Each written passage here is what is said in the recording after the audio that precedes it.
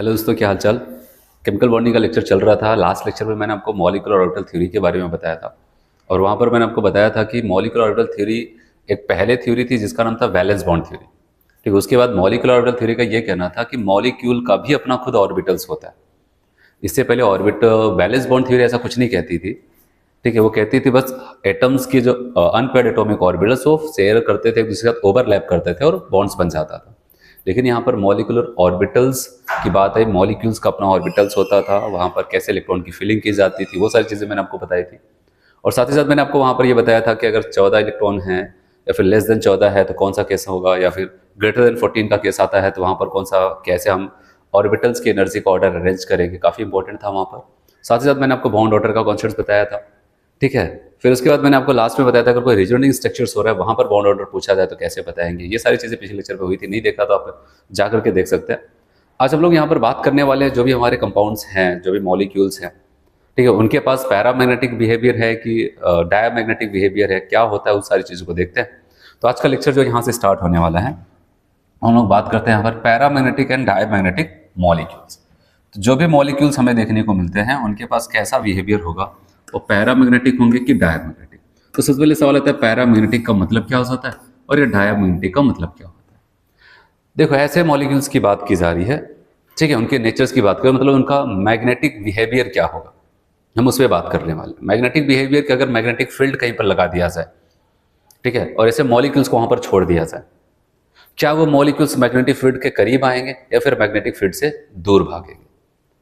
अगर मॉलिक्यूल्स जो भी है हमारा, कोई भी मॉलिक्यूल्स अगर मैग्नेटिक फील्ड की तरफ धीरे धीरे अट्रैक्ट हो रहा है, उसके पास धीरे धीरे धीरे जा रहा है, अगर उसके पास जा रहा है तो पैरामैग्नेटिक, और उससे दूर जा रहा है तो डायामैग्नेटिक। तो पैरामैग्नेटिक और डायामैग्नेटिक का सिंपल सा मतलब ये था कि अगर हमारा मॉलिक्यूल्स क्या हो जाता है, मैग्नेटिक फील्ड्स के करीब जा रहा है, धीरे धीरे धीरे मैग्नेटिक फील्ड के करीब जा रहा है, जिसका मतलब उसके पास पैरामैग्नेटिक बिहेवियर है, और दूर भाग रहा है धीरे धीरे, इसका मतलब कहेंगे उसके पास डायामैग्नेटिक बिहेवियर होता है। अब सवाल आता है कि हमें पहचानना होगा, हमसे जो क्वेश्चन पूछेगा कि मॉलिक्यूल्स के पास पैरामैग्नेटिक बिहेवियर है कि डायामैग्नेटिक है, हम कैसे पहचानेंगे। वो सिंपल सी एक लाइन याद रखनी है आपको। आपको जो भी मॉलिक्यूल्स मिलेगा पहले आपको उसके टोटल इलेक्ट्रॉनों को काउंट करना है। किसको काउंट करना है? टोटल इलेक्ट्रॉन्स को आपको काउंट कर लेना है। कर लिया काउंट? ठीक है, अब वहां पर आपको देखना है जो टोटल इलेक्ट्रॉन्स आपने काउंट किया है क्या वो इवन नंबर में है या फिर ऑड नंबर में। इवन मतलब सम संख्या में, क्या वो, वहां पर आपको ये ध्यान देना है वहां पर 8 है, 16 है, 12 है, 14 है, क्या ऐसा कुछ वहां पर है। ठीक है, इवन नंबर। और ऑड नंबर में आपको पता है वहां पर क्या हो जाए, 9 हो जाए, ठीक है, 7 हो जाए, 13 हो जाए, 15 हो जाए, ऐसा कुछ होता है। तो ऑड और इवन का खेल यहां पर है। अगर कहीं पर भी आपको ऑड नंबर ऑफ इलेक्ट्रॉन्स मिल जाए किसी मॉलिक्यूल में, टोटल इलेक्ट्रॉनों के नंबर ऑड आपको मिलते हैं, 100% वो जो हमारा कंपाउंड्स होगा, जो मॉलिक्यूल्स होगा, वो पैरामैग्नेटिक होगा। और अगर ऑड नहीं मिला, इवन मिला, क्योंकि दो ही चीज हो सकती है, ऑड हो गया तो इवन होगा। अगर इवन नंबर में आता, सम संख्या में आता है, तो याद रखना वो क्या हो जाएगा, हमारा डायामैग्नेटिक होगा।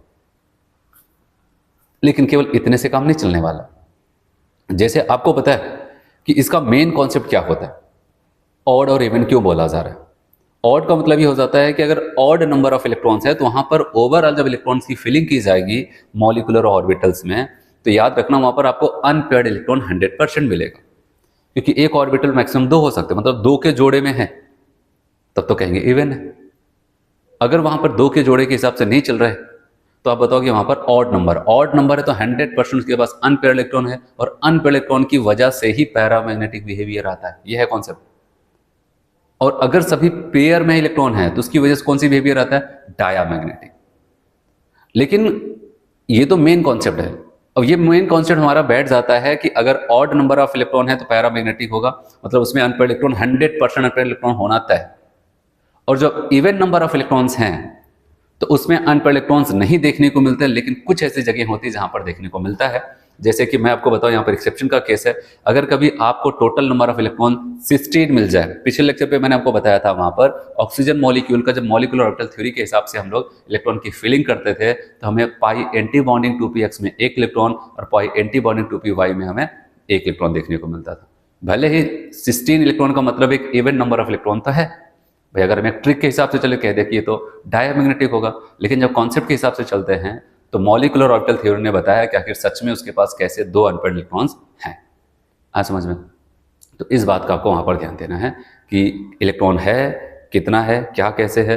जैसे सिस्टीन में मैंने आपको बताया था एक होता है 10। दो आपको एक्सेप्शन का केस याद रखना है, एक्सेप्शन बोले या फिर आप वहाँ पर जब जाते हैं मॉलिक्यूलर ऑर्बिटल थ्योरी उसको एक्सप्लेन कर पाता है और कोई थ्योरी उसको एक्सप्लेन नहीं कर पाता था। तो अगर टोटल इलेक्ट्रॉन के नंबर 10 है, भले वो इवन है लेकिन तब भी वो पैरामैग्नेटिक होता है। अगर टोटल इलेक्ट्रॉन का नंबर 16 है, भले वो इवन है, तो वहाँ पर तब भी आपको क्या देखने को मिलता है, पैरामैग्नेटिक। ये दो टर्म्स आपको जरूर याद रखने। तो आते हैं यहाँ पर देखते हैं, ज़्यादा कुछ है नहीं।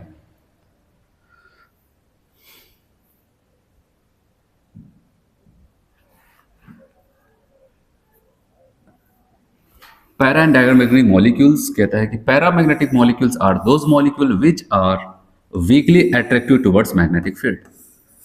Weekly attractive towards magnetic field. जो पैरामैग्नेटिक होते हैं वीकली, धीरे धीरे उसके करीब जाते हैं मैग्नेटिक फील्ड। और diamagnetic molecule those which are weakly repel, मतलब दूर भाग रहे मैग्नेटिक फील्ड्स।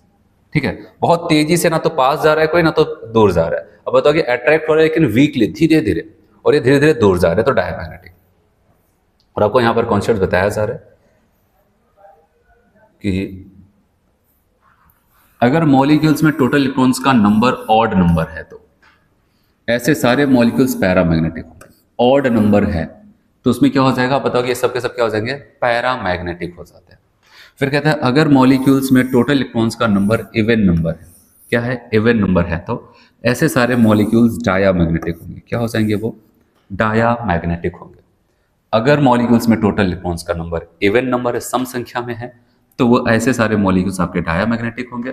और अगर ऑड नंबर है तो पैरामैग्नेटिक। आया समझ में?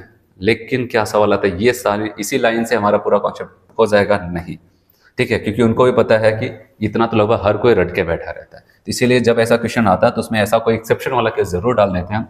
याद रखना, अगर मॉलिक्यूल्स में टोटल इलेक्ट्रॉन्स के नंबर 10 है और 16, तो ऐसे मॉलिक्यूल्स पैरामैग्नेटिक होते हैं। क्यों? क्योंकि अगर आपको पता है, अगर 10 वाली बात करते हैं, 10 इलेक्ट्रॉन्स, अगर मैं आपको ऐसा जल्दी दिखा दूं, यहाँ पर sigma 1s, sigma anti bonding 1s, ठीक है, फिर sigma 2s, sigma anti bonding 2s। फिर इसके बाद मैंने कहा था कि 10 है ना भाई, मतलब लेस देन 16 वाला केस ना, लेस देन 14 वाला केस, 14 या फिर 14 वाला केस। अब बताओ कि यहाँ पर पाई 2px और पाई 2py, फिर जरूरत पड़ेगी तो सिग्मा 2pz में भी जाएंगे ना। ऐसे पहले इलेक्ट्रॉन की फिलिंग करते हैं। सच में क्या अनपेड होगा? जब अनपेड और पेड की बात आ जाए, या तो आपको एक्सेप्शन वाला केस 10 और 16 याद होना चाहिए, नहीं तो आप कॉन्सेप्ट से जाना। तो आप बताओ कि 10 इलेक्ट्रॉन की फिलिंग करना कैसे, 2 2 4 2 6 2 8, 8 हो गया। अभी देखना, ऐसा नहीं कि यहाँ पर 10 कर दिया 2 कर दिया, नहीं, ये डिजनरेट ऑर्बिटल्स, मतलब इनकी एनर्जी सेम है, तो हम इनको क्रमशः भरेंगे। 8 हो गया, यहाँ पर 9 10, 9 फिर 10। अगर 11 12 भी होता तो हम कहते 2 2 अब आ जाता, लेकिन यहाँ पर एक इसमें आएगा, एक इसमें आएगा। तो 10 वैसे तो एक सम संख्या है, लेकिन अनपेड इलेक्ट्रॉन हमें कितने देखने को मिल रहे हैं, 2 अनपेड इलेक्ट्रॉन। ठीक है, अनपेड इलेक्ट्रॉन हमें यहाँ पर 2 दिख रहे हैं, तो इस बात का ध्यान देना। ऐसा 16 वाला जो मैं आपको पिछले लेक्चर में बताया था वो। तो पूछा गया find out the paramagnetic and diamagnetic molecules. अब चलो एक एक करके यहाँ पर देखते हैं। कार्बन डाइऑक्साइड की अगर बात करते हैं, कार्बन के पास 6 है, इनके बाद 8 8 16, 16 6 22, टोटल 22 इलेक्ट्रॉन। बताओ सम है कि विषम है? अब बताओगे ये तो इवन है, सम संख्या है, तो अब बताओगे भाई ये डायमैग्नेटिक हो जाएगा। NO के पास टोटल इलेक्ट्रॉन बता सकते हो क्या? 8 7 15, ऑड है, तो अब बताओगे पैरामैग्नेटिक। ऑक्सीजन टोटल इलेक्ट्रॉन 16 है, इवन है, लेकिन जल्दबाजी नहीं करनी है, अब बताओगे भाई इनको हम पैरा बोलने वाले। CN, अब बताओ टोटल इलेक्ट्रॉन पहले 7 6 13 1 14, 14 इलेक्ट्रॉन है, 14 इलेक्ट्रॉन मतलब सम संख्या में। अब बताओगे भाई ये डायमैग्नेटिक हो जाता है। ठीक है, 2 और बचते हैं यहाँ पर, 2 3, ये आपका 14 इलेक्ट्रॉन ना, 14 का मतलब आपने बताया ये डायमैग्नेटिक। ठीक है, सम संख्या। और यहाँ पर बताओ कितना आ जाएगा, 16 और 2 और आगे कितना हो जाएगा, 18, सम संख्या है, इवन नंबर है। यहाँ पर 14 14 आ जाएगा, बताओगे यहाँ पर ये डायमैग्नेटिक। 14, यहाँ पर B2, एक के पास 5 5 प्लस 10, सम संख्या में, बताओ डाया बोल दे, पैरा। यही तो बताया था, 10 वाले और 16 वाले को ध्यान देना। ठीक, तो ऐसा कुछ वहाँ पर हो जाता है। फिर बात करते हैं यहाँ पर एक और कॉन्सेप्ट की, जिसका नाम है यहाँ पर बॉन्ड एंगल। ठीक है, सारे कॉन्सेप्ट अगर मैं आपको बताऊँ, ये सब कुछ अब कोवेलेंट बॉन्ड पे ही लग रहा है। ठीक है, क्योंकि अगर देखा जाए केमिकल बॉन्डिंग पहले हम आयनिक बॉन्डिंग स्टार्ट किए थे, फिर कोवैलेंट बॉन्ड आया, और कोवैलेंट सबसे आया तब सभी तक चल ही रहा है। अब यहाँ पर हम बात करते हैं बॉन्ड एंगल क्या होता है। तो बॉन्ड एंगल में याद रखना कि अगर कोई भी हमारा मॉलिक्यूल से कोई भी कंपाउंड्स है, दो एडजेसेंट, दो बगल बगल बॉन्ड्स के बीच का जो एंगल होता है उसी को बॉन्ड एंगल कह दिया जाता है। क्या बताया? दो एडजेसेंट बॉन्ड के बीच का जो एंगल होगा उसी को बॉन्ड एंगल कह दिया जाता है। तो अब देखते हैं यहाँ पर क्या होगा, कैसे इसको दिखाते हैं, ऐसा पढ़ते चलते, बहुत ऐसा कुछ कॉन्सेप्ट है नहीं यहाँ पर, सिंपल सा टॉपिक है। Bond angle, the angle between any two adjacent bonds is known as bond angle. दो बगल बगल पाए जाने वाले बॉन्ड के बीच का जो एंगल होता है उसी को हम बॉन्ड एंगल कहते हैं। इट इज रिप्रेजेंटेड इन, इसको हम डिग्री में, फिर और डीप जाना है तो मिनट, एक लाइन ऐसा अपन, और ज्यादा अंदर जाना है और एक्यूरेट की तरफ जाना है तो हम इसको सेकंड तक भी पहुंच करके देखते हैं। तो डिग्री, मिनट और सेकंड में जाकर के हम देखते हैं। फिर आपको यहां पर यह कहता है कि अगर बॉन्ड एंगल हमें देखना है, देखो एक तो मैंने आपको ये बताया था अगर हाइब्रिडाइजेशंस वगैरह हमें पता चल जाए, अगर लोन पेयर्स ना होते, sp है, sp2, sp3, sp, तो वहां पर कितना बॉन्ड एंगल देखने को मिलता था वो हमने वहां पर देखा था। लेकिन ये जो टॉपिक मैं आपको यहाँ पर बताने जो, यहाँ पर कोई हिसाब नहीं होगा, यहाँ पर आपको कई कंपाउंड्स पड़े होंगे, लगभग मिलते जुलते कंपाउंड्स होंगे, उनके बॉन्ड एंगल का एक ऑर्डर अरेंज करना है। क्या करना है हमें? उनके बॉन्ड एंगल का एक ऑर्डर अरेंज करके आपको दिखाना है। दो तीन कंपाउंड्स दे दिया जाए तो हम कैसे क्रमशः वहां पर बॉन्ड ऑर्डर को अरेंज करेंगे, ये हमें ध्यान देना है। तो चलिए यहाँ पर बात करते हैं एक एक करके, और मैं आपको यहाँ पर 4 कॉन्सेप्ट्स बताऊंगा स्टेप बाय स्टेप। पहले पहला वाला फॉलो करेंगे, अगर वो फेल होगा तब दूसरे पे आना है, अगर दूसरा फेल हुआ तो तीसरे, तीसरा फेल हुआ तो चौथे पे आना है। ऐसे नहीं डायरेक्ट चौथे पे आ गए, डायरेक्ट तीसरे पे आ गए, दूसरे पे आ गए, नहीं, क्रमशः जैसे स्टेप बाय स्टेप बताऊंगा वैसे करोगे तो क्वेश्चन गलत नहीं होगा, और बीच में कूद कूद के करोगे तो कुछ भी हो सकता है। ठीक है, तो आते हैं यहाँ पर देखते हैं। तो बॉन्ड एंगल को कैसे अरेंज करेंगे हम वहां पर कंपाउंड्स में, तो सबसे पहले यहाँ पर कहता है factor affecting the bond angle. Bond angle किन किन चीजों की वजह से बदल सकता है। तो पहला यहाँ पर कॉन्सेप्ट जो आपका है स्टेप बाय स्टेप, तो बता के पहला कॉन्सेप्ट आपको कहता है भाई हाइब्रिडाइजेशन। क्या बताता है आपको? हाइब्रिडाइजेशन। कह रहे पहला कॉन्सेप्ट आपको बताता है हाइब्रिडाइजेशन। और बॉन्ड एंगल आपको ये बताया गया, याद रखना, हाइब्रिडाइजेशन की क्या होगा? इनवर्सली। मतलब हाइब्रिडाइजेशन अगर बढ़ता जाएगा, ऐसे अगर बढ़ता जाएगा तो बॉन्ड एंगल घटता जाएगा, अगर ये घटता जा रहा है तो ये बढ़ता जाएगा। अब हाइब्रिडेशन बढ़ने घटने का मतलब क्या हो जाता है? जैसे सबसे छोटा हाइब्रिडेशन अगर पूछा जाए, मतलब सबसे कम जिसमें ऑर्बिटल का यूज हुआ है वो सबसे छोटा होगा। sp में कितने ऑर्बिटल? केवल 2, तो सबसे छोटा हाइब्रिड। अगर sp2 3, थोड़ा सा बड़ा, sp3 4। तो जैसे जैसे वहां पर जितने कम ऑर्बिटल्स मिलकर के हाइब्रिडेशन करेंगे हम कहें उतना छोटा हाइब्रिडेशन है। जितने ज्यादा लोग ऑर्बिटल्स मिल करके वहां पर नए ऑर्बिटल्स बनाए हैं उसको कहते हैं वो बड़ा। तो इसलिए याद रखना कि अगर हम बात करते हैं हाइब्रिडेशन और बॉन्ड एंगल में उल्टा रिलेशन, जितना छोटा हाइब्रिडेशन होगा उतना बड़ा बॉन्ड एंगल हमें देखने को मिलता है। जैसे एग्जांपल के तौर पे अगर आप लोग यहाँ पर देखें हाइब्रिडेशन का कॉन्सेप्ट, अगर हमारे पास यहाँ पर कंपाउंड्स पड़ा है BeCl2, BCl3 और CCl4। BeCl2 में आपको पता है यहाँ पर एसिड होता है, बेरिलियम से एक क्लोरीन एक क्लोरीन, आप बताओगे sp हो जाएगा। और BCl3 आप सबको पता है, यहाँ पर कई बार मैंने स्ट्रक्चर्स बना के आपको दिखाया, 1 2 3, आप बताओगे sp2। और CCl4 आपको पता है यहाँ पर क्या हो जाएगा? 4 कार्बन से 4 क्लोरीन लगा है, तो ये sp3 हो जाता है।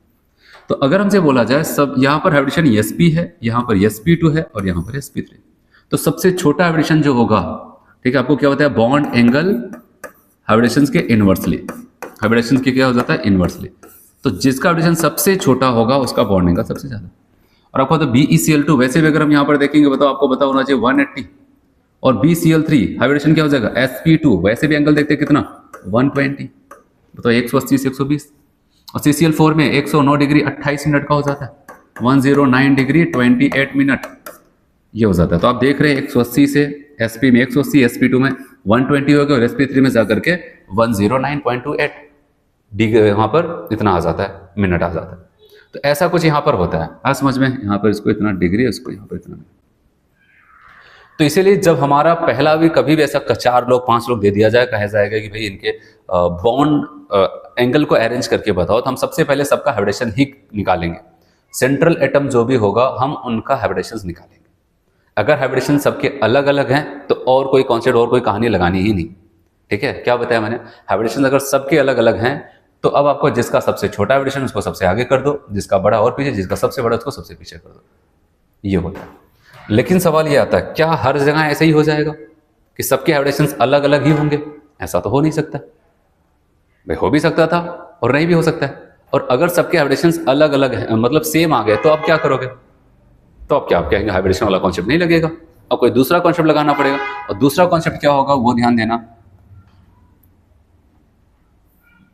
दूसरा कॉन्सेप्ट को कहता है लोन पेयर। और लोन पेयर आपको पता है balance electron pair repulsion theorem, हमने एक बात सिखाई थी, जैसे जैसे किसी एटम के ऊपर लोन पेयर आता जाएगा वो बॉन्ड धीरे धीरे सिकुड़ता जाएगा, ये तो होगा। और लोन पेयर आता जाएगा, बॉन्ड सिकुड़ता जाएगा, तो बॉन्ड एंगल क्या हो जाएगा? कम होता चला जाएगा, ये तो होता है। तो यहाँ पर कोई बता रहे अगर हाइब्रिडेशंस अलग अलग हैं, सेम है, तो हम अगला स्टेप उठाएंगे। कह रहे जब हाइब्रिडेशन इज सेम, हाइब्रिडेशन तो सेम हो गया, कह रहे भाई हम तो नहीं बता पाएंगे, आगे कोई बात नहीं, हम अगले कॉन्सेप्ट को ले लेंगे। और अगला कॉन्सेप्ट कहता है number of lone pair electrons. और यहाँ पर डायरेक्टली इनवर्सली आप खुद बताओ, अगर लोन पेयर इलेक्ट्रॉन के नंबर बढ़ते जाएंगे तो रिपल्शंस भी बढ़ता जाएगा और बॉन्ड अपने आप को सिकोड़ता जाएगा, ठीक है। पहले ऐसे था, धीरे धीरे धीरे धीरे ऐसे सिकोड़ता जाता है कि लोन पेयर इलेक्ट्रॉन बढ़ा, बॉन्ड एंगल सिकुड़ेगा। जैसे आप देखो यहाँ पर आपके पास यहाँ CH4NH3H2 है। CH4 में अगर कार्बन का हाइब्रिडेशंस देखा जाएगा तो याद रखना sp3, नाइट्रोजन का यहाँ पर 3 हाइड्रोजन और एक लोन पेयर, तो बताओगे यहाँ पर sp3। यहाँ पर भी 2 हाइड्रोजन की वजह से दो लोन पेयर की वजह से यहाँ पर 2 और बताओगे sp3। आप अगर देख पाएं तो सबके हाइब्रिडेशंस क्या है यहाँ पर? सेम हाइब्रिडेशंस वाले हैं यहाँ पर। लेकिन यहाँ पर अगर देखा जाए हाइब्रिडेशन तो सेम है। अब सवाल आता है कि अगर हाइब्रिडेशन के ही भरोसे होते तब तो ये हाथ खड़ा कर देता, कहता भाई हम नहीं बता पाएंगे। तो अब हम लोन पेयर के भरोसे कहेंगे देखना लोन पेयर भी क्या सेम है, पता चले इनके पास एक भी नहीं, इनके पास एक लोन पेयर है और इनके पास 2 लोन पेयर। हम कहेंगे तब क्या इसमें दिक्कत है, लोन पेयर का कॉन्सेप्ट लगाओ और क्या कर दो, यहाँ पर जिनके पास जितना कम लोन पेयर होगा उनका बॉन्ड एंगल उतना ही ज़्यादा होगा। CH4 सबसे ज़्यादा, फिर NH3, फिर ये। वैसे भी मैंने आपको बताया था लगभग 109 के आसपास ये हो जाते हैं, ठीक है, ये 107 के आसपास हो जाते हैं और यहाँ पर ये लगभग हो जाते हैं 105 के आसपास। एग्जैक्ट डाटा नहीं, मैं ऐसा राउंड फिगर करके बता रहा हूँ, ऐसा हो। तो आपने क्या देखा, हाइब्रिडेशंस पहला तरीका फेल हुआ तो हम लोन पेयर, वो भी इनवर्सली प्रोपोर्शनल चलेंगे। अब सवाल आता है कि क्या ऐसा भी हो सकता है, क्या बताओ, कि हाइब्रिडेशन से चले सबका हाइब्रिडेशन सेम आ जाए। हमने कहा ठीक, इसको हटाओ। फिर हम क्या करते हैं, वहां पर लोन पेयर इलेक्ट्रॉन से चलते हैं, सबका लोन पेयर सेम आ जाए। अब वो तो दोनों कॉन्सेप्ट हमारे हाथ से निकल गए, ना तो हाइब्रिडेशन बताने को तैयार, ना तो लोन पेयर के नंबर बताने को तैयार है। अब हमें तीसरे कॉन्सेप्ट पे जाना पड़ेगा और तीसरा कॉन्सेप्ट क्या होगा बताया, सेंट्रल एटम को देखना पड़ेगा, सेंट्रल एटम की इलेक्ट्रॉन नेगेटिविटी। और पहली बार कोई कॉन्सेप्ट बॉन्ड एंगल के डायरेक्टली प्रोपोर्शनल होने जा रहा है, वो आपको ध्यान देना यहाँ पर, ठीक है। चलो देखते हैं, कहता है electron negativity of central atom when central atom has same hybridisations, same hydrogen, ठीक है। और क्या साथ साथ as well as same number of lone pair electrons, दोनों चीजें same, then bond angle will depends on electron negativity किसके, of central atom. अब यहां पर, और ये पहली बार कोई आपके डायरेक्टली प्रश्न होने जा रहा है, तो इसलिए याद रखना कि हमारा जो तीसरा कॉन्सेप्ट आएगा तो बॉन्ड एंगल डायरेक्टली प्रश्न हो जाएगा electron negativity of central atom. मतलब जिस सेंट्रल एटम की इलेक्ट्रॉन नेगेटिविटी ज्यादा, उसकी क्या हो जाएगी ज्यादा, बॉन्ड एंगल भी ज्यादा। जैसे अब देखो यहां पर कुछ एग्जांपल्स दिया गया और इस एग्जांपल्स के हिसाब से अगर हम चलते हैं तो यहां पर आप देखोगे एक लोन पेयर, यहां पर एक लोन पेयर, नाइट्रोजन फैमिली के हैं सब लोग, नाइट्रोजन, फास्फोरस, आर्सेनिक देख रहे हैं। और यहाँ पर हाइब्रिडेशन 3 बॉन्ड पेयर, एक लोन पेयर। अब बताओगे यहाँ पर 3 मतलब सिग्मा और एक लोन पेयर मतलब 4, sp3 बताओ, सबके हाइब्रिडेशन सेम, सबके लोन पेयर सेम, बात तो खत्म। अब क्या करें हम लोग, तीसरा कॉन्सेप्ट इलेक्ट्रॉन नेगेटिविटी। और हमेशा याद रखना किसी भी एक पर्टिकुलर ग्रुप में जाओगे तो इलेक्ट्रॉन नेगेटिविटी क्या हो जाती है, घटती है। और कभी हम किसी पीरियड में जाते हैं तो लेफ्ट टू राइट बढ़ता है। तो ये सबके सब नाइट्रोजन, फास्फोरस, आर्सेनिक हैं। तो मैं आपको बताऊं यहाँ पर इलेक्ट्रॉन नेगेटिविटी का अगर हम ऑर्डर इन सभी लोगों का आपस में देखेंगे तो नाइट्रोजन की इलेक्ट्रॉन नेगेटिविटी सबसे ज़्यादा, फिर फास्फोरस की, फिर आर्सेनिक की हो जाती है। तो बताओ, और कॉन्सेप्ट ऊपर क्या बता रहे हैं, जिसकी इलेक्ट्रॉन नेगेटिविटी ज़्यादा उसकी बॉन्ड एंगल ज़्यादा, इसलिए NH3 का बॉन्ड एंगल सबसे ज़्यादा, फिर PH3, फिर ASH3। तो स्टेप बाय स्टेप लगाते जाओ, आंसर आता जाए, ठीक है। तो बताओ पहला कॉन्सेप्ट क्या था, हाइब्रिडाइजेशन, डायरेक्टली कि इनवर्सली, इनवर्सली। दूसरा कॉन्सेप्ट क्या था, number of lone pair electron, directly कि इनवर्सली, इनवर्सली। तीसरा कॉन्सेप्ट क्या था, central atom of electron negativity of central atom, वो भी डायरेक्टली कि इनवर्सली, डायरेक्टली। अच्छा, फिर से वही समस्या, अगर हाइब्रिडाइजेशन सेम हो जाए, ठीक, लोन पेयर इलेक्ट्रॉन सेम हो जाए, ठीक, यहां तक कि सेंट्रल एटम भी सेम हो जाए, हमारा सेंट्रल एटम भी सेम हो जाए, अभी क्या करोगे, सबकी इलेक्ट्रॉन नेगेटिविटी सेम है, तब एक ही रास्ता और आखिरी रास्ता बचेगा, वो ये होगा, और उसको हम लास्ट में यूज करेंगे स्टेप बाय स्टेप। अब हम सराउंडिंग एटम की इलेक्ट्रॉनिगेटिविटी देखेंगे। क्या करेंगे? सराउंडिंग एटम की इलेक्ट्रॉनिगेटिविटी उसको बताएंगे, और वो भी फिर से इनवर्सली प्रोपोर्शनल।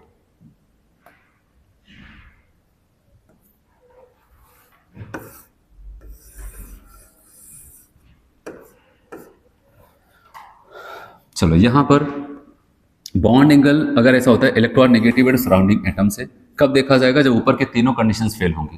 कहता है बॉन्ड एंगल इनवर्सली प्रोपोर्शनल हो जाएगा electron negativity of surrounding atom. Surrounding atom के इलेक्ट्रॉन नेगेटिविटी के इनवर्सली प्रोपोर्शनल हो जाता है।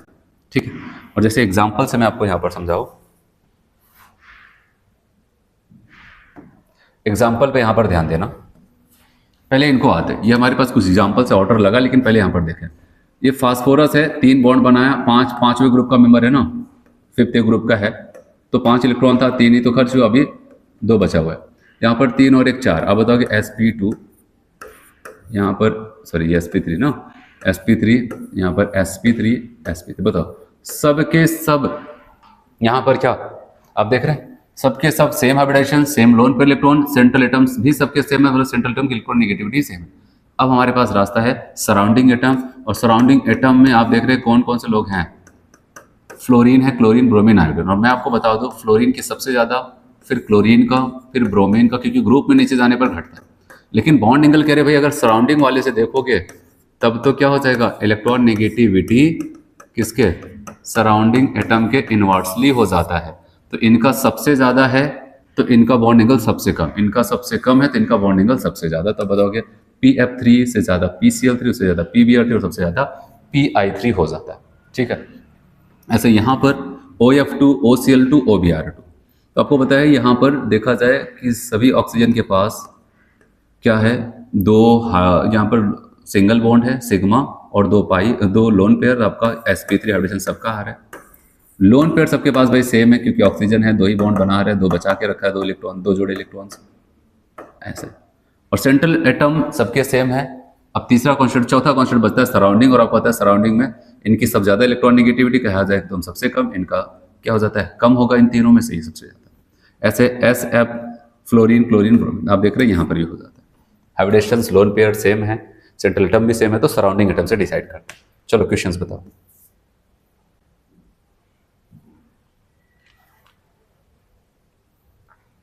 कहता है arrange the correct order of bond angle of following compounds NH3, PH3, ASH3 and FCbH3। ये लोग हैं, इनका हमें बॉन्ड एंगल का ऑर्डर अरेंज करना है। अगर आप देखेंगे सबके हाइब्रिडेशंस क्या होंगे भाई? सेम होगा, सबके लोन पेयर भी सेम होंगे। और अब क्या होगा? सेंट्रल एटम अलग है, यहाँ पर नाइट्रोजन है, फास्फोरस, आर्सेनिक, एंटीमनी। तो आपको पता है नीचे जाने पर इलेक्ट्रॉन नेगेटिविटी घटती है, तो सबसे ज्यादा इलेक्ट्रॉन नेगेटिविटी इनकी है, तो ये सबसे ज्यादा, क्योंकि सेंट्रल एटम के इलेक्ट्रॉन नेगेटिविटी के डायरेक्टली होता है। तो नाइट्रोजन, फास्फोरस, आर्सेनिक, एंटीमनी, बताओ कि थर्ड वाला हो जाएगा। ठीक है, तो ये था बॉन्ड एंगल का कॉन्सेप्ट। तो मैंने आपको जैसे बताया वैसे याद रखना, क्रमशः एक जगह पूरा नोट करके स्टेप बाय स्टेप चलना। मैंने कहा बॉन्ड एंगल क्या हो जाएगा? ठीक है, पहला कॉन्सेप्ट 1 अपान हाइब्रिडाइजेशन, ये पहला कॉन्सेप्ट। ये फेल होगा तो 1 अपान लोन पेयर इलेक्ट्रॉन्स। ठीक है, ये दूसरा। ये फेल होगा तो electron negativity of central atom, ये तीसरा। और ये फेल हुआ तो 1 upon electron negativity of surrounding atom. तो क्रमशः स्टेप बाय स्टेप लगाना, क्वेश्चंस गलत नहीं होगा।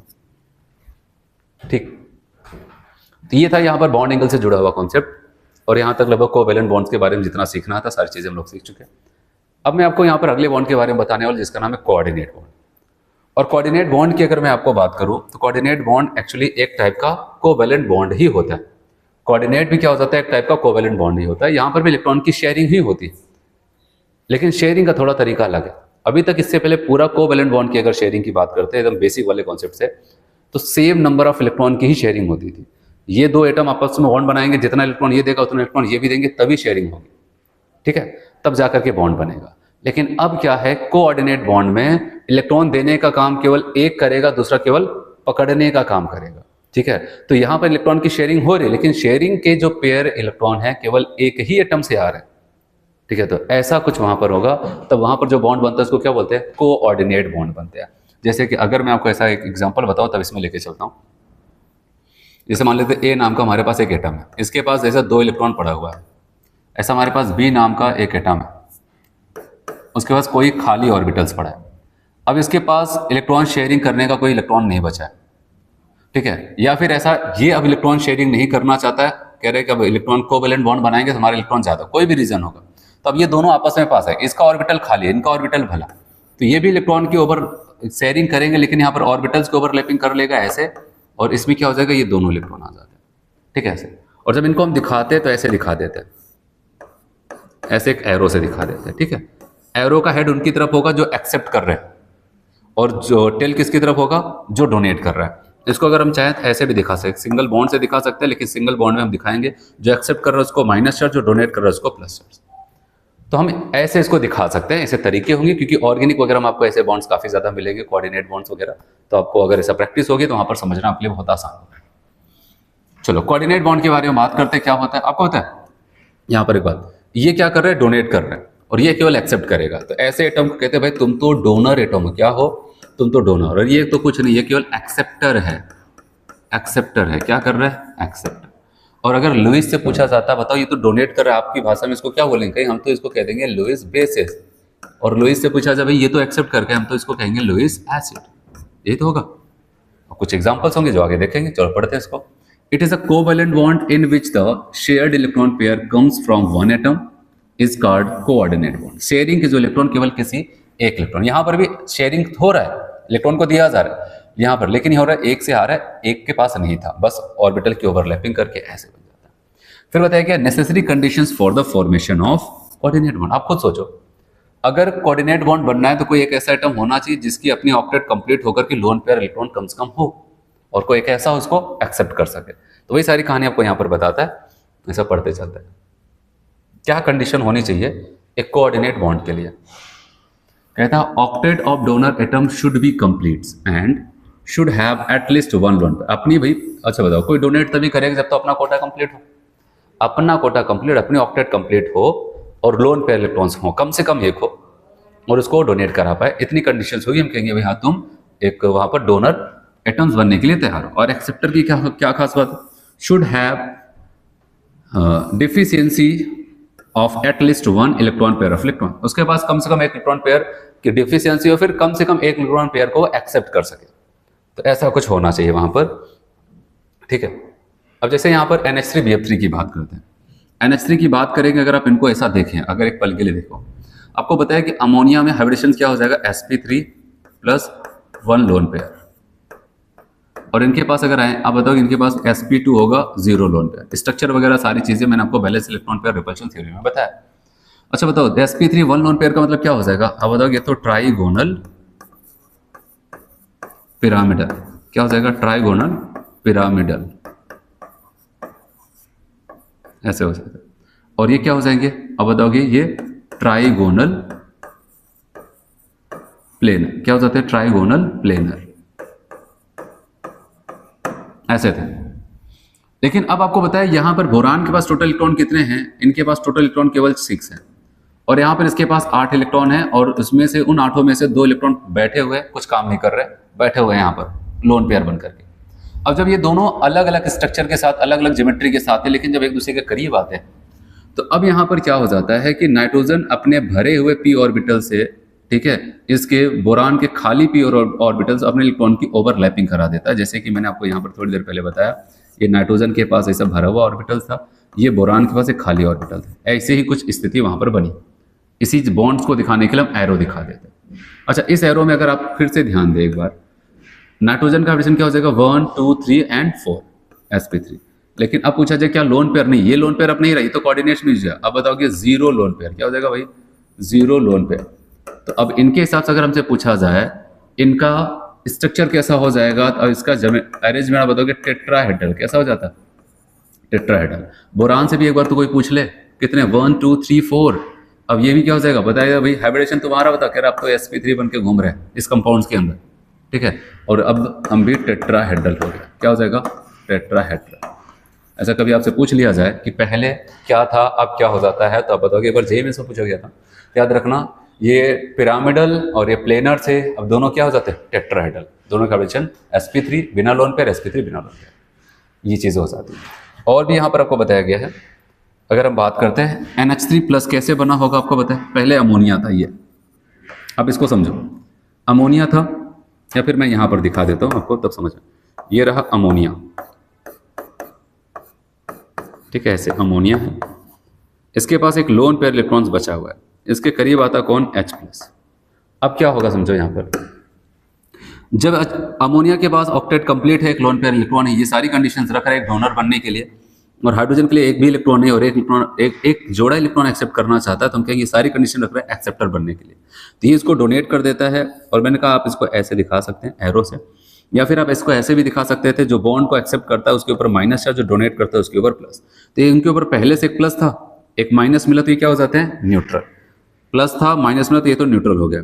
अब इनके ऊपर प्लस चार्ज आ जाता है, तो आप ऐसा कुछ करते हैं, यहाँ पर इनके ऊपर प्लस चार्ज आ जाता है। तो NH4+ में एक्चुअली में जो प्लस चार्ज होता है किसके ऊपर होता है, अमोनिया, नाइट्रोजन के ऊपर। तो ये कौन सा बॉन्ड बन रहा था, ये अपना एक जोड़ा इलेक्ट्रॉन इनको दे रहे थे, बस ये क्या कर रहे थे, अपना खाली ऑर्बिटल ला करके उसमें शेयर कर रहे थे, बस। इसके अलावा इलेक्ट्रॉन की शेयरिंग कोवैलेंट बॉन्ड की तरह नहीं हुई है, यहाँ पर कुछ अलग तरीके से हुई है कि दो, आप बताओगे शेयरिंग की इलेक्ट्रॉन केवल किसी एक एटम से आ रहा है, तो ये सब कोऑर्डिनेट बॉन्ड होता है, ठीक है। चलो ऐसे कुछ क्वेश्चन है यहाँ पर देखते हैं। पूछा गया था compound which contain both the covalent and coordinate bond. अगर आप यहाँ पर पहले वाले को ही देखें, CO है, आप समझो इसको, कार्बन है, ऑक्सीजन है, कार्बन 4 बॉन्ड बनाना पसंद करता है, ऑक्सीजन 2। तो ये लोग क्या करते हैं, पहले इलेक्ट्रॉन की शेयरिंग करते, एक इलेक्ट्रॉन की शेयरिंग किया, फिर एक और इलेक्ट्रॉन की शेयरिंग किया, तो बॉन्ड बन गया। अब अगर आप देखें 2 बॉन्ड बनते हैं, ऑक्सीजन की ऑक्टेट कंप्लीट, क्योंकि कह रहा है देखो भाई मैं तो यहाँ पर क्या करता हूँ ना, अपनी ऑक्टेट कंप्लीट कर लेता हूँ, 2 बॉन्ड बना करके 2 2 4 2 6 2 8, कह रहा मुझे दुनियादारी से कोई मतलब नहीं, मेरा ऑक्टेट कंप्लीट। अब कार्बन कह रहा नहीं ऐसा मत करो, अभी तो मेरी ऑक्टेट कंप्लीट नहीं, मेरे पास 4 इलेक्ट्रॉन थे जिसमें से 2 की शेयरिंग हुई, 2 2 4, अभी 2 बचे, 6 ही तो हुआ मेरे पास, ठीक है, मेरे पास 6 ही इलेक्ट्रॉन है टोटल। अब इससे तो हिसाब नहीं बैठ रहा है, तुम्हारी ऑक्टेट कंप्लीट हो गई, मेरी तो हो नहीं पा रही, अब क्या करें। तो ऑक्सीजन कह रहे टेंशन मत लो, अब ये मैं तुम्हें, अब तो कोवैलेंट बॉन्ड की तो कोई गुंजाइश नहीं है, क्योंकि मैं सेकंड पीरियड का हूँ, 8 से ज़्यादा इलेक्ट्रॉन नहीं रख सकता हूँ। अब बस एक जुगाड़ लगाया जा सकता है, मैं अपने लोन पेयर इलेक्ट्रॉन से तुम्हारे खाली p ऑर्बिटल्स में इलेक्ट्रॉन को शेयर कर दूँ, और वो कौन सा बॉन्ड बना लूँ, कोऑर्डिनेट बॉन्ड बना लूँ, जिससे कि ये तुम्हारे 2 इलेक्ट्रॉन बचे रह जाएंगे, ठीक है, उनका यूज नहीं होगा बॉन्ड फॉर्मेशंस में, और मैं अपने 2 इलेक्ट्रॉन्स तुम्हें दे दूंगा, जिससे कि ये दोनों इलेक्ट्रॉन मेरे साथ भी गिने जाएंगे और तुम्हारे साथ भी गिने जाएंगे। अब इसी को हम यहाँ पर देख रहे हैं, तो हमें पता चला यहाँ पर क्या, ये कौन सा बॉन्ड है, कोवैलेंट, ये कौन सा, कोऑर्डिनेट, तो इसे हम कहेंगे फर्स्ट वाले बॉन्ड, ठीक है, ऐसा कुछ होता है। चलो यहाँ पर बात करते हैं, NH3 and BF3 combined readily because of the formation. अभी ऊपर बताया NH3 BH3 को आपस में मिलाते हैं, बड़ी तेजी से कंबाइन हो जाते हैं, इसका मतलब कुछ तो बॉन्ड इनके बीच में बन रहा है। कौन सा बॉन्ड बन रहा है, कोऑर्डिनेट बॉन्ड। एक कोऑर्डिनेट बॉन्ड की मदद से एक दूसरे के साथ कंबाइन हो जाते हैं। चलो नेक्स्ट यहां पर देखते हैं, कहता है the compound which contain both covalent and coordinate bond is. कौन सा ऐसा है जो कोवैलेंट और कोऑर्डिनेट दोनों रख रहा है। अगर हम पहले वाले के पास आते हैं, यहाँ पर C2H5 में आपको पता पूरा का पूरा कोवैलेंट बॉन्ड होगा, यहाँ पर आता इनसे जुड़ा है नाइट्रोजन, ये रहा नाइट्रोजन, एक बॉन्ड से जुड़ गया ये। अब नाइट्रोजन से जुड़ा है कौन, कार्बन। अब नाइट्रोजन आपको पता होना चाहिए कि केवल 3 कोवैलेंट बॉन्ड बनाता है, क्योंकि इसके आखिर से हमने 5 3 बना लिया तो 8 हो जाता है। अब इसके पास एक लोन पेयर बचा। फिर सेम समस्या यहाँ पर कार्बन को ही आ रही है, अभी जैसे ऊपर CO के साथ बताया, तो यहाँ पर क्या हो जाता है कि इसकी तो ऑक्टेट कंप्लीट 2 2 4 2 6 और 2 8, लेकिन कार्बन की ऑक्टेट नहीं कंप्लीट, 2 इलेक्ट्रॉन की शेयरिंग के, अभी 2 इलेक्ट्रॉन इसके पास बचे, अब क्या करें। नाइट्रोजन कह रहे देखो मैं अब यहाँ पर अपने दोनों इलेक्ट्रॉन का तुम्हारे दोनों इलेक्ट्रॉन के साथ शेयरिंग नहीं कर सकता, कोवैलेंट बॉन्ड नहीं बना सकता, क्योंकि मैं सेकंड पीरियड का हूँ, और सेकंड पीरियड वाले लोग 8 से ज़्यादा नहीं रह सकते, क्योंकि इनके सेकंड सेल में केवल 2 ही सबसेल पाया जाता है, वो S और P, S में 2 और P में 8, इसके अलावा D तो होता नहीं, तो इसीलिए 8 से ज़्यादा नहीं रह सकते। तो अब इनके पास एक ही गुंजाइश है कि यहाँ पर अगर इसका ऑक्टेट कंप्लीट करना, तो ये अपने लोन पेयर के साथ इसको कोऑर्डिनेट कर दे। तो बताओ कि पहले वाले ऑप्शन में ही आपको क्या मिल जाता है यहाँ पर। अच्छा, इसको अगर देखे कहेंगे यहाँ पर तो CN है, इसको भी चेक कर लो, उसमें क्या जाता है, चेक करने में क्या जाता है, यहाँ पर C। तो आप बताओगे यहाँ पर बताओ, कार्बन 4 बॉन्ड बनाता है, नाइट्रोजन को 3 चाहिए, तो यहाँ पर कार्बन 1 बॉन्ड इनके साथ किया, उसके बाद 3 इलेक्ट्रॉन की शेयरिंग इनके साथ किया। अब देख रहे हिसाब में कोई गड़बड़ी थोड़ी ना आ रही, यहाँ पर 1 2 3 1 2 3, इनको 3 चाहिए तो इसने 3 दे दिया, इसको 4 चाहिए था 3 यहाँ से और 1 यहाँ से ले लिया, सबका हिसाब बराबर। लेकिन यहाँ पर नाइट्रोजन पहले आ गया था, तो 1 बॉन्ड इनसे बनाया और 2 इनसे बनाया, उसका कोटा कंप्लीट हो गया था। तो इसलिए यहाँ पर कोऑर्डिनेट बॉन्ड बनाने की जरूरत पड़ी, यहाँ पर सबके सब कोवैलेंट बॉन्ड। ऐसे HCl में भी हो जाएगा, सेम यहाँ पर H आ जाएगा, Cl। तो अब बताओगे पहला वाला ही ऑप्शन करेक्ट हो जाता है, जहाँ पर दोनों टाइप्स के बॉन्ड पाए जा रहे हैं। चलो नेक्स्ट हम लोग बात करते हैं, यहाँ पर एक और बॉन्ड है जिसका नाम है हाइड्रोजन बॉन्ड। क्योंकि मैंने कहा कि केमिकल बॉन्ड है तो एक करके सभी बॉन्ड को बढ़ा जाएगा। अगर हाइड्रोजन बॉन्ड की बात करते हैं तो यहाँ पर इस बात का ध्यान देना, हाइड्रोजन बॉन्ड एक्चुअली में अगर देखा जाए ये क्या हो जाता है, एक डाइपोल डाइपोल टाइप का बॉन्ड है। मतलब एक डाइपोल कंपाउंड्स जिसके पास पोलैरिटीज है, पार्शियल पॉजिटिव पार्शियल नेगेटिव, एक दूसरा डाइपोल कंपाउंड जिसके पास partial positive partial negative charge है, और ये एक दूसरे के पास आते हैं कि स्पेशल बॉन्ड्स बनाते हैं और उसको कहते हैं हाइड्रोजन बॉन्ड। लेकिन ये जो डाइपोल है, पता है आपकी बुक में लिखते हैं एनसीईआरटी में, जब स्टेट ऑफ मैटर पढ़ा जाता था वहां पर आपको बताता था ये क्या हो जाता है, एक हाई लेवल का डाइपोल डाइपोल इंटरेक्शंस होता है। क्या होता है, एक हाई लेवल का। हाई लेवल का मतलब ये होता है जब डाइपोल कोई भी एक पोलर कंपाउंड से लेकर हाई लेवल की पोलैरिटी रखे, और हाई लेवल की पोलैरिटी तब रखेगा जब एक बहुत ही वीक हो और एक बहुत ही ज्यादा इलेक्ट्रॉन को खींचने वाला हो, तब इनके बीच में अगर कोवैलेंट बॉन्ड बने तो उसकी वजह से वहां पर एक स्पेशल बॉन्डिंग आती है। और वो क्या होता है मैं आपको बताऊं, हाइड्रोजन बॉन्डिंग में आपको कहता है ये स्पेशल क्वालिटी तब आती है हाई डाइपोल, जब कहता है यहां पर हाइड्रोजन मोर इलेक्ट्रोनेगेटिव एलिमेंट जैसे कि फ्लोरीन, जब hydrogen more electronegative elements oxygen, जब hydrogen more electronegative elements nitrogen के साथ जुड़ा होता है। कौन से बॉन्ड से, ये कोवैलेंट बॉन्ड से। तो मैं आपको यहां पर बताऊं एक बात, आपको तो पूरे पीरियोडिक टेबल में तीनों का राज होता है, ठीक है। सबसे ज्यादा इलेक्ट्रोनेगेटिव ये लोग होते हैं, सबसे ज्यादा ये, फिर ये, फिर ये। तो अब यहाँ पर क्या हो जाएगा कि जब इनके साथ हाइड्रोजन कभी जुड़ जाए, हाइड्रोजन के पास ना खींच पाता है बेचारा, तो डोनेट कर पाता है, और पूरा का पूरा अपना पावर यहाँ पर यूज करते हैं, इसका इलेक्ट्रॉन पूरा खींच लेते हैं। और इतना ज्यादा खींच लेते हैं तो यहाँ पर पार्शियल नेगेटिव पार्शियल पॉजिटिव तो आता ही है, लेकिन बड़ी हाई लेवल का पार्शियल नेगेटिव और पॉजिटिव आता है। ऐसे ये लोग भी करते हैं, ऐसे पार्शियल नेगेटिव और पार्शियल पॉजिटिव, ऐसे ये लोग भी करते हैं यहाँ पर पार्शियल नेगेटिव और पार्शियल पॉजिटिव। ये हाई लेवल का पार्शियल नेगेटिव पार्शियल पॉजिटिव जब आ जाता है, अब इन हाइड्रोजन को एक और प्रॉपर्टीज यहाँ पर आ जाती है इसकी वजह से, इतनी हाई पोलैरिटी की वजह से। अब ये हाइड्रोजन, ये वाले हाइड्रोजन, इनकी मुलाकात अगर कभी किसी फ्लोरीन से हो जाए, फ्लोरीन वाले कंपाउंड से, तो इनके साथ एक स्पेशल बॉन्ड, या फिर बताया गया ऑक्सीजन के साथ हो जाए, कोई ऑक्सीजन वाले स्पेशल बॉन्ड्स, अगर नाइट्रोजन के साथ हो जाए तो स्पेशल बॉन्ड। तो इसी को हम क्या बोलते हैं, हाइड्रोजन बॉन्डिंग। जब यही आपको ध्यान देना, जब hydrogen more electronegative elements FON, phone से भी याद कर सकते हैं, इनसे जुड़ जाता है, तो ये लोग इतनी ज्यादा इसके इलेक्ट्रॉन खींच लेते हैं, इतनी ज्यादा खींच लेते हैं कि इतना हाई लेवल का डाइपोल जनरेट हो जाता है, इतना हाई लेवल का, क्योंकि अब इसके पास एक और प्रॉपर्टीज आ जाती है। ऐसा नहीं कि क्लोरीन भी लगा देते, क्लोरीन तो खींचेगा, बहुत सारे लोग हैं खींच लेंगे, लेकिन उनकी वजह से उतनी हाई लेवल की पोलैरिटी नहीं आती है। यही सबसे हाई लेवल की पोलैरिटी देते, तभी कहते हैं भाई तुम्हारे अंदर तो अब हाइड्रोजन बॉन्ड की क्वालिटी, एक स्पेशल बॉन्ड आ जाता है, बॉन्ड बनाने की क्वालिटी आ जाती है। और किसके साथ बनाने की क्वालिटी, FON के साथ ही। ऐसा नहीं कि अब किसी के साथ भी हाइड्रोजन बॉन्ड बनने लगा, इनके साथ जुड़ करके वो क्वालिटी इसके अंदर आई, और ये क्वालिटी का यूज इन्हीं जैसे लोगों के ऊपर ही वो आजमाएगा, वहां पर उनके साथ बॉन्ड बनाएगा, उसी को कहते हैं हाइड्रोजन बॉन्डिंग। अब आते हैं यहाँ पर, इसको पढ़ते हैं, समझते हैं। हाइड्रोजन बॉन्ड कहा गया, when hydrogen attach with highly electronegative atoms of second period, और वो कौन कौन से आपको पता है, FON, then it is capable, अब ये सक्षम हो जाता है, make a special type of bonds with किसके साथ, उन्हीं जैसे लोगों के साथ, FON के साथ, कार्ड हाइड्रोजन बॉन्ड। जैसे मैं आपको यहां पर दिखाऊं, अब देखो H और F के बीच में बॉन्ड बना, ऐसे इलेक्ट्रॉन की शेयरिंग से बॉन्ड बना होगा, इलेक्ट्रॉन को इसमें खींचा, बहुत ही ज्यादा पार्शियल नेगेटिव और पार्शियल पॉजिटिव यहां पर जनरेट हो। अब इस हाइड्रोजन, ऐसे कोई एक और मॉलिक्यूल था HF का, यहां पर ऐसे तो इलेक्ट्रॉन खींचा गया, पार्शियल नेगेटिव पार्शियल पॉजिटिव आ जाता है। ये इतना ज्यादा खींच लेते हैं ना, इनके पास एक स्पेशल क्वालिटी आ जाती है। कहते हैं आप कहीं पर भी मुझे फ्लोरीन दिखा, नाइट्रोजन दिखा, ऑक्सीजन दिखा, तो मैं एक स्पेशल बॉन्ड्स बनाऊंगा। तो अब यहाँ पर जैसे एक मॉलिक्यूल इसका HF का था, एक मॉलिक्यूल इसका HF का था, इनके पास भी वो क्वालिटी आ गई थी, इनके पास भी आ गई थी। जब इनके पास वो क्वालिटी आई तो ये क्या करता है, इसके F के साथ क्या कर रहा है, एक स्पेशल बॉन्ड, एक और लगाव यहाँ पर होता है। वैसे तो हम इसको कहते हैं डाइपोल डाइपोल, क्योंकि एक डाइपोलर कंपाउंड है, ये भी एक डाइपोलर कंपाउंड, इनके बीच में अट्रैक्शन है। इसको हम ऐसे भी कह सकते हैं भाई ये डाइपोल डाइपोल इंटरेक्शन है, ये डाइपोलर कंपाउंड है, मतलब पोलर कंपाउंड, ये एक डाइपोलर कंपाउंड्स है, लेकिन ये बहुत हाई लेवल का हो गया ना, इसीलिए अब इसको एक नाम और देने की जरूरत पड़ गई, हाइड्रोजन बॉन्ड। और ये स्पेशल टाइम पे बन रहा है जब FON से जुड़ता है तब, और उसके बावजूद इनसे जुड़ने के बाद FON के साथ ही ये क्वालिटी को दिखाता है। इसलिए यहाँ पर जो बॉन्ड आप देख रहे हैं H और F के बीच में, इसको हम कोवैलेंट बॉन्ड कर रहे हैं। लेकिन इस वाले HF का इस वाले HF के साथ में जो H और F के बीच में बॉन्ड बना, डॉटेड लाइन से दिखाया गया, इसी को हम क्या बोलते हैं, हाइड्रोजन बॉन्ड। ठीक है, ऐसे।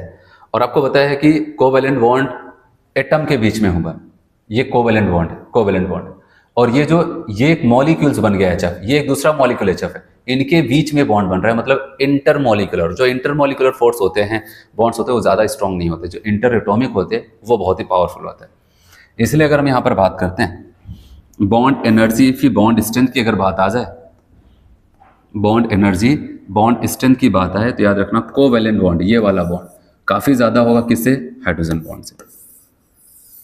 और अगर बॉन्ड लेंथ की बात आ जाए, जाहिर सी बात है बॉन्ड एनर्जी और बॉन्ड लेंथ एक दूसरे के उल्टे ही चलते हैं ना, बॉन्ड लेंथ। तो अब बताओ, अगर बॉन्ड एनर्जी में कोवेलेंट आगे निकल लिया, हाइड्रोजन बॉन्ड पीछे रहा, लेकिन वही बॉन्ड लेंथ बोला जाए तो अब हाइड्रोजन बॉन्ड आगे और कोवेलेंट बॉन्ड पीछे हो जाएगा। ठीक, अब हाइड्रोजन बॉन्ड की बात करते हैं। ये दो टाइप्स में इसको हम लोग पढ़ते हैं। हाइड्रोजन बॉन्ड्स दो जगह हमें देखने को मिलता है, इसलिए इसको हम दो कैटेगरी में बांट देते हैं। एक ऐसा हाइड्रोजन बॉन्ड जो एक मॉलिक्यूल का किसी दूसरे मॉलिक्यूल के बीच में डेवलप, ये एक अलग मॉलिक्यूल था, ये एक अलग मॉलिक्यूल था, लेकिन इनके बीच में जाकर के हाइड्रोजन बॉन्ड की क्वालिटीज आ गई, हम कहेंगे ये क्या हो जाता है, इंटर मॉलिक्यूलर हाइड्रोजन बॉन्ड। एक ऐसा मान लेते हैं एक ही मॉलिक्यूल था, लेकिन मान लेते हैं इसके किसी उसी मॉलिक्यूल में किसी एक एटम का किसी दूसरे एटम के साथ हाइड्रोजन बॉन्ड ऐसे कुछ बनने लगा एक ही मॉलिक्यूल में अंदर, तो इसको कहते हैं ये तो इंट्रा मॉलिक्यूलर, मॉलिक्यूल्स के अंदर ही हाइड्रोजन बॉन्ड बनाने पे आ गया, तो इंट्रा। और दो अलग अलग मॉलिक्यूल के बीच में होता है तो इसको कहते हैं इंटर मॉलिक्यूलर। इंटर का मतलब विद इन, अब बताओ बिटवीन टू मॉलिक्यूल्स, और इंट्रा का मतलब विद इन द मॉलिक्यूल्स होता है। तो उसी को देखते हैं यहां पर कॉन्सेप्ट्स को। कह रहे हैं hydrogen bond are of two types. Number 1 यहां पर कहता है इंटरमॉलिक्यूलर हाइड्रोजन बॉन्डिंग। क्या बता रहा है, इंटरमॉलिक्यूलर हाइड्रोजन बॉन्डिंग। और ये कब होगा, कह रहे कि when hydrogen bonding take place between two or more same or different molecules. जब दो सेम या फिर डिफरेंट, एक जैसे भी हो सकते हैं दोनों मॉलिक्यूल्स, या फिर ये कुछ और है ये कुछ और है, अगर इनके बीच में हाइड्रोजन बॉन्डिंग बन जाता है, इन सभी को हम क्या बोलते हैं, इंटरमॉलिक्यूलर हाइड्रोजन बॉन्डिंग। जैसे कि अगर मैं आपको बताऊं एचएफ के अंदर, एचएफ मॉलिक्यूल्स के अंदर अगर हम देखें तो आपको देख रहे हैं यहाँ पर ये एक एचएफ मॉलिक्यूल है, ये एक दूसरा एचएफ मॉलिक्यूल है, ये एक तीसरा एचएफ मॉलिक्यूल है, ये चौथा एचएफ मॉलिक्यूल है। ये एक मॉलिक्यूल है, दूसरा है, इनके बीच में इनका H का और इनके F के बीच में एक स्पेशल बॉन्ड बना, फिर यहाँ पर इस वाले के H का इसके वाले F के साथ एक स्पेशल बॉन्ड बना, फिर इस वाले F का H का इस वाले F के साथ एक स्पेशल बॉन्ड बना, और इसी को हम क्या बोलते हैं यहाँ पर, इंटरमॉलिक्यूलर हाइड्रोजन बॉन्डिंग। ऐसे अमोनिया के अंदर भी अगर हम देखेंगे तो आपको ऐसा दिखेगा। आपको क्या होता है यहाँ पर, ये एक अमोनिया मॉलिक्यूल्स है, ये दूसरा है और ये तीसरा। और मैंने आपको ये बताया था जब हाइड्रोजन किससे जुड़ जाए, मोर इलेक्ट्रोनेगेटिव एलिमेंट, जैसे यहाँ पर देख रहे ये नाइट्रोजन से जुड़ा हुआ है, ये वाला भी नाइट्रोजन से जुड़ा है, तो नाइट्रोजन ऑक्सीजन हेलोजन फ्लोरीन से जुड़ जाता है, तो उसके पास एक स्पेशल क्वालिटी किसके साथ जुड़ने पर, नाइट्रोजन ऑक्सीजन और हेलोजन के साथ, फ्लोरीन के साथ। इसलिए देखो ये हाइड्रोजन इस नाइट्रोजन के साथ जुड़ रहा है स्पेशल बॉन्ड बना करके, ये हाइड्रोजन इस नाइट्रोजन के साथ जुड़ रहा है स्पेशल बॉन्ड बना करके, और इसी को हम कहते हैं इंटरमॉलिक्यूलर हाइड्रोजन बॉन्डिंग। फिर अगर वाटर की बात करते हैं, ये रहा एक वाटर मॉलिक्यूल, और वैसे भी आपको पता होना चाहिए वाटर मॉलिक्यूल्स की बात आ रही है, ऐसे रहता है वाटर मॉलिक्यूल्स, ठीक है। तो यहाँ पर आपको होता है हाइड्रोजन और ऑक्सीजन में इलेक्ट्रॉनिगेटिविटी इसकी ज़्यादा है, यहाँ पर पार्शियल नेगेटिव, यहाँ पर पार्शियल पॉजिटिव, तो वो तो क्वालिटी इनके पास है, ऐसे एक दूसरा कोई था इनके पास भी था। तो ये एक ऑक्सीजन मॉलिक्यूल का हाइड्रोजन दूसरे वाले के साथ देख रहे हैं यहाँ पर ऑक्सीजन के साथ, ये डॉटेड लाइन, ये दूसरा, ये एक वाटर मॉलिक्यूल, ये दूसरा है, ये तीसरा। हाइड्रोजन ऑक्सीजन से जुड़ा हो तो उसके पास वो क्वालिटी आ जाती है, अब कोई ऑक्सीजन दिखाई दे, नाइट्रोजन दिखाई दे, फ्लोरीन दिखाई दे, उसके साथ स्पेशल बॉन्ड्स बना सकता है। आपसे कभी कभी ये पूछता है कि वाटर मैक्सिमम कितने हाइड्रोजन बॉन्ड बना सकता है, तो याद रखना वाटर मैक्सिमम 4 हाइड्रोजन बॉन्ड बना ले जाता है। इसलिए अगर नंबर ऑफ हाइड्रोजन बॉन्ड की बात आती है तो वाटर सबसे ज़्यादा बनाता है, यहाँ पर 4 बना ले जाता है। कैसे, यहाँ पर देखना, इसके इलेक्ट्रॉन को खींच करके पार्शियल नेगेटिव, पार्शियल पॉजिटिव। अब देखना क्या होगा, अब कोई दूसरा वाटर मॉलिक्यूल आ रहा है ऐसे, तो इसके पास भी वही सेम कहानी है, पार्शियल पॉजिटिव, इनके पर पार्शियल नेगेटिव। तो क्या हो जाता है, पार्शियल पॉजिटिव इसके पार्शियल नेगेटिव के साथ क्या कर जाता है, ये हाइड्रोजन बॉन्ड बना रहा है, ये दूसरा वाटर मॉलिक्यूल था। एक तीसरा वाटर मॉलिक्यूल की बात करते हैं, यहाँ पर ये रहा, ठीक है, ऐसे पार्शियल नेगेटिव, यहाँ पर पार्शियल पॉजिटिव, तो ये भी इस ऑक्सीजन के साथ क्या कर रहा है, हाइड्रोजन बॉन्ड बना रहा है। ये तो किसी एक का इनके ऑक्सीजन के साथ था, और ऐसा भी हो सकता है कोई दूसरा वाटर मॉलिक्यूल यहाँ पर ऐसे, कोई तीसरा एक और ऐसा आ जाता है, यहाँ पर पार्शियल नेगेटिव है, यहाँ पर पार्शियल पॉजिटिव। अब क्या हो जाता है भाई, ये दूसरे के हाइड्रोजन को अपने से जोड़ रहे हैं, तो इनके हाइड्रोजन के पास भी तो क्वालिटी है, ये किसी ऑक्सीजन के साथ जाकर के ऐसे जुड़ने लगेंगे। ऐसे यहाँ पर एक और वाटर मॉलिक्यूल आ जाता है ऐसे, तो यहाँ पर पार्शियल नेगेटिव, यहाँ पर पार्शियल पॉजिटिव, तो ये इनके पास क्या हो जाता है, इसके हाइड्रोजन के साथ जुड़ने लगते हैं। तो total 1 2 3 and 4 H bond maximum बना सकते हैं ये, ठीक है। तो ये आपको ध्यान देना, और ये बना ले जाता है। चलो, ये तो आपने देखा इंटरमॉलिक्यूलर हाइड्रोजन बॉन्डिंग। अब हाइड्रोजन बॉन्डिंग के लिए जिम्मेदार 3 लोग थे। हाइड्रोजन जुड़ा हो फ्लोरीन से, नाइट्रोजन से, ऑक्सीजन से। अब सवाल आता है, अगर फ्लोरीन से जुड़ा है, नाइट्रोजन से जुड़ा है, ऑक्सीजन से, क्या सबकी बॉन्ड स्ट्रेंथ जो होगी वहां पर, हाइड्रोजन बॉन्ड की जो स्ट्रेंथ होगी, मजबूती, सबकी सेम होगी या फिर अलग अलग होगी? अगर अलग अलग होगी तो कौन ज्यादा होगा, कौन कम होगा, उसको देखो। तो याद रखना यहाँ पर, अगर आपको कॉन्सेप्ट क्लियर है, ये क्वालिटी इसके पास क्यों आई, क्योंकि यहां पर आपको बताया H और F के बीच का इलेक्ट्रॉन सबसे ज्यादा खींचेगा, क्योंकि पार्शियल नेगेटिव पार्शियल पॉजिटिव। फिर यहां पर H और O का हिसाब बताया, यहां पर भी खींचेगा। फिर मैंने आपको बताया यहां पर भी खींचेगा, नाइट्रोजन भी खींचता है। लेकिन आपको बताया इसके पास इलेक्ट्रॉन खींचने की पावर पूरे पीरियोडिक टेबल में सबसे ज्यादा नंबर 1 पे ये आता है। तो सबसे ज्यादा ये खींचेगा, और जितना ज्यादा खींचेगा उतना ज्यादा इसके पास हाइड्रोजन बॉन्ड बनाने की क्वालिटी आती जाएगी, और जितना ज्यादा हाइड्रोजन बॉन्ड बनाने की क्वालिटी आएगी उतना मजबूत बॉन्ड बना करके दिखाएगा। ऐसे यहां पर भी खींचा, लेकिन इनसे थोड़ा कम खींचेगा, तो थोड़ा सा कम यहाँ पर पार्शियल पॉजिटिव चार्ज आएगा, तो यहाँ पर हाइड्रोजन बॉन्ड बनाएगा, लेकिन इनसे थोड़ा सा कमजोर होगा। और नाइट्रोजन भी इसकी तो और कम होती है, इन दोनों से कम होती है, तो यहाँ पर ये भी खींचेगा, लेकिन थोड़ा सा इन दोनों की तुलना में थोड़ा कम खींचेगा, इसलिए थोड़ा सा और कम पॉजिटिव चार्ज यहाँ पर डेवलप होगा, तो थोड़ा कम और यहाँ पर बॉन्ड स्ट्रेंथ होगी। इसलिए हाइड्रोजन अगर फ्लोरीन से जुड़ता है तो सबसे ज्यादा, फिर ऑक्सीजन से, फिर नाइट्रोजन से। अगर ये क्वेश्चन पूछे जा चुके हैं, आपसे पूछा जाएगा हाइड्रोजन बॉन्ड की स्ट्रेंथ, तो HF, फिर OH, फिर NH आ जाता है। अब मान लेते हैं कहीं पर इंटरमॉलिक्यूलर हाइड्रोजन बॉन्डिंग हो रही है, एक मॉलिक्यूल दूसरे मॉलिक्यूल के साथ जुड़ता जा रहा है हाइड्रोजन बॉन्ड की मदद से, उससे इसको क्या क्या फायदा होगा।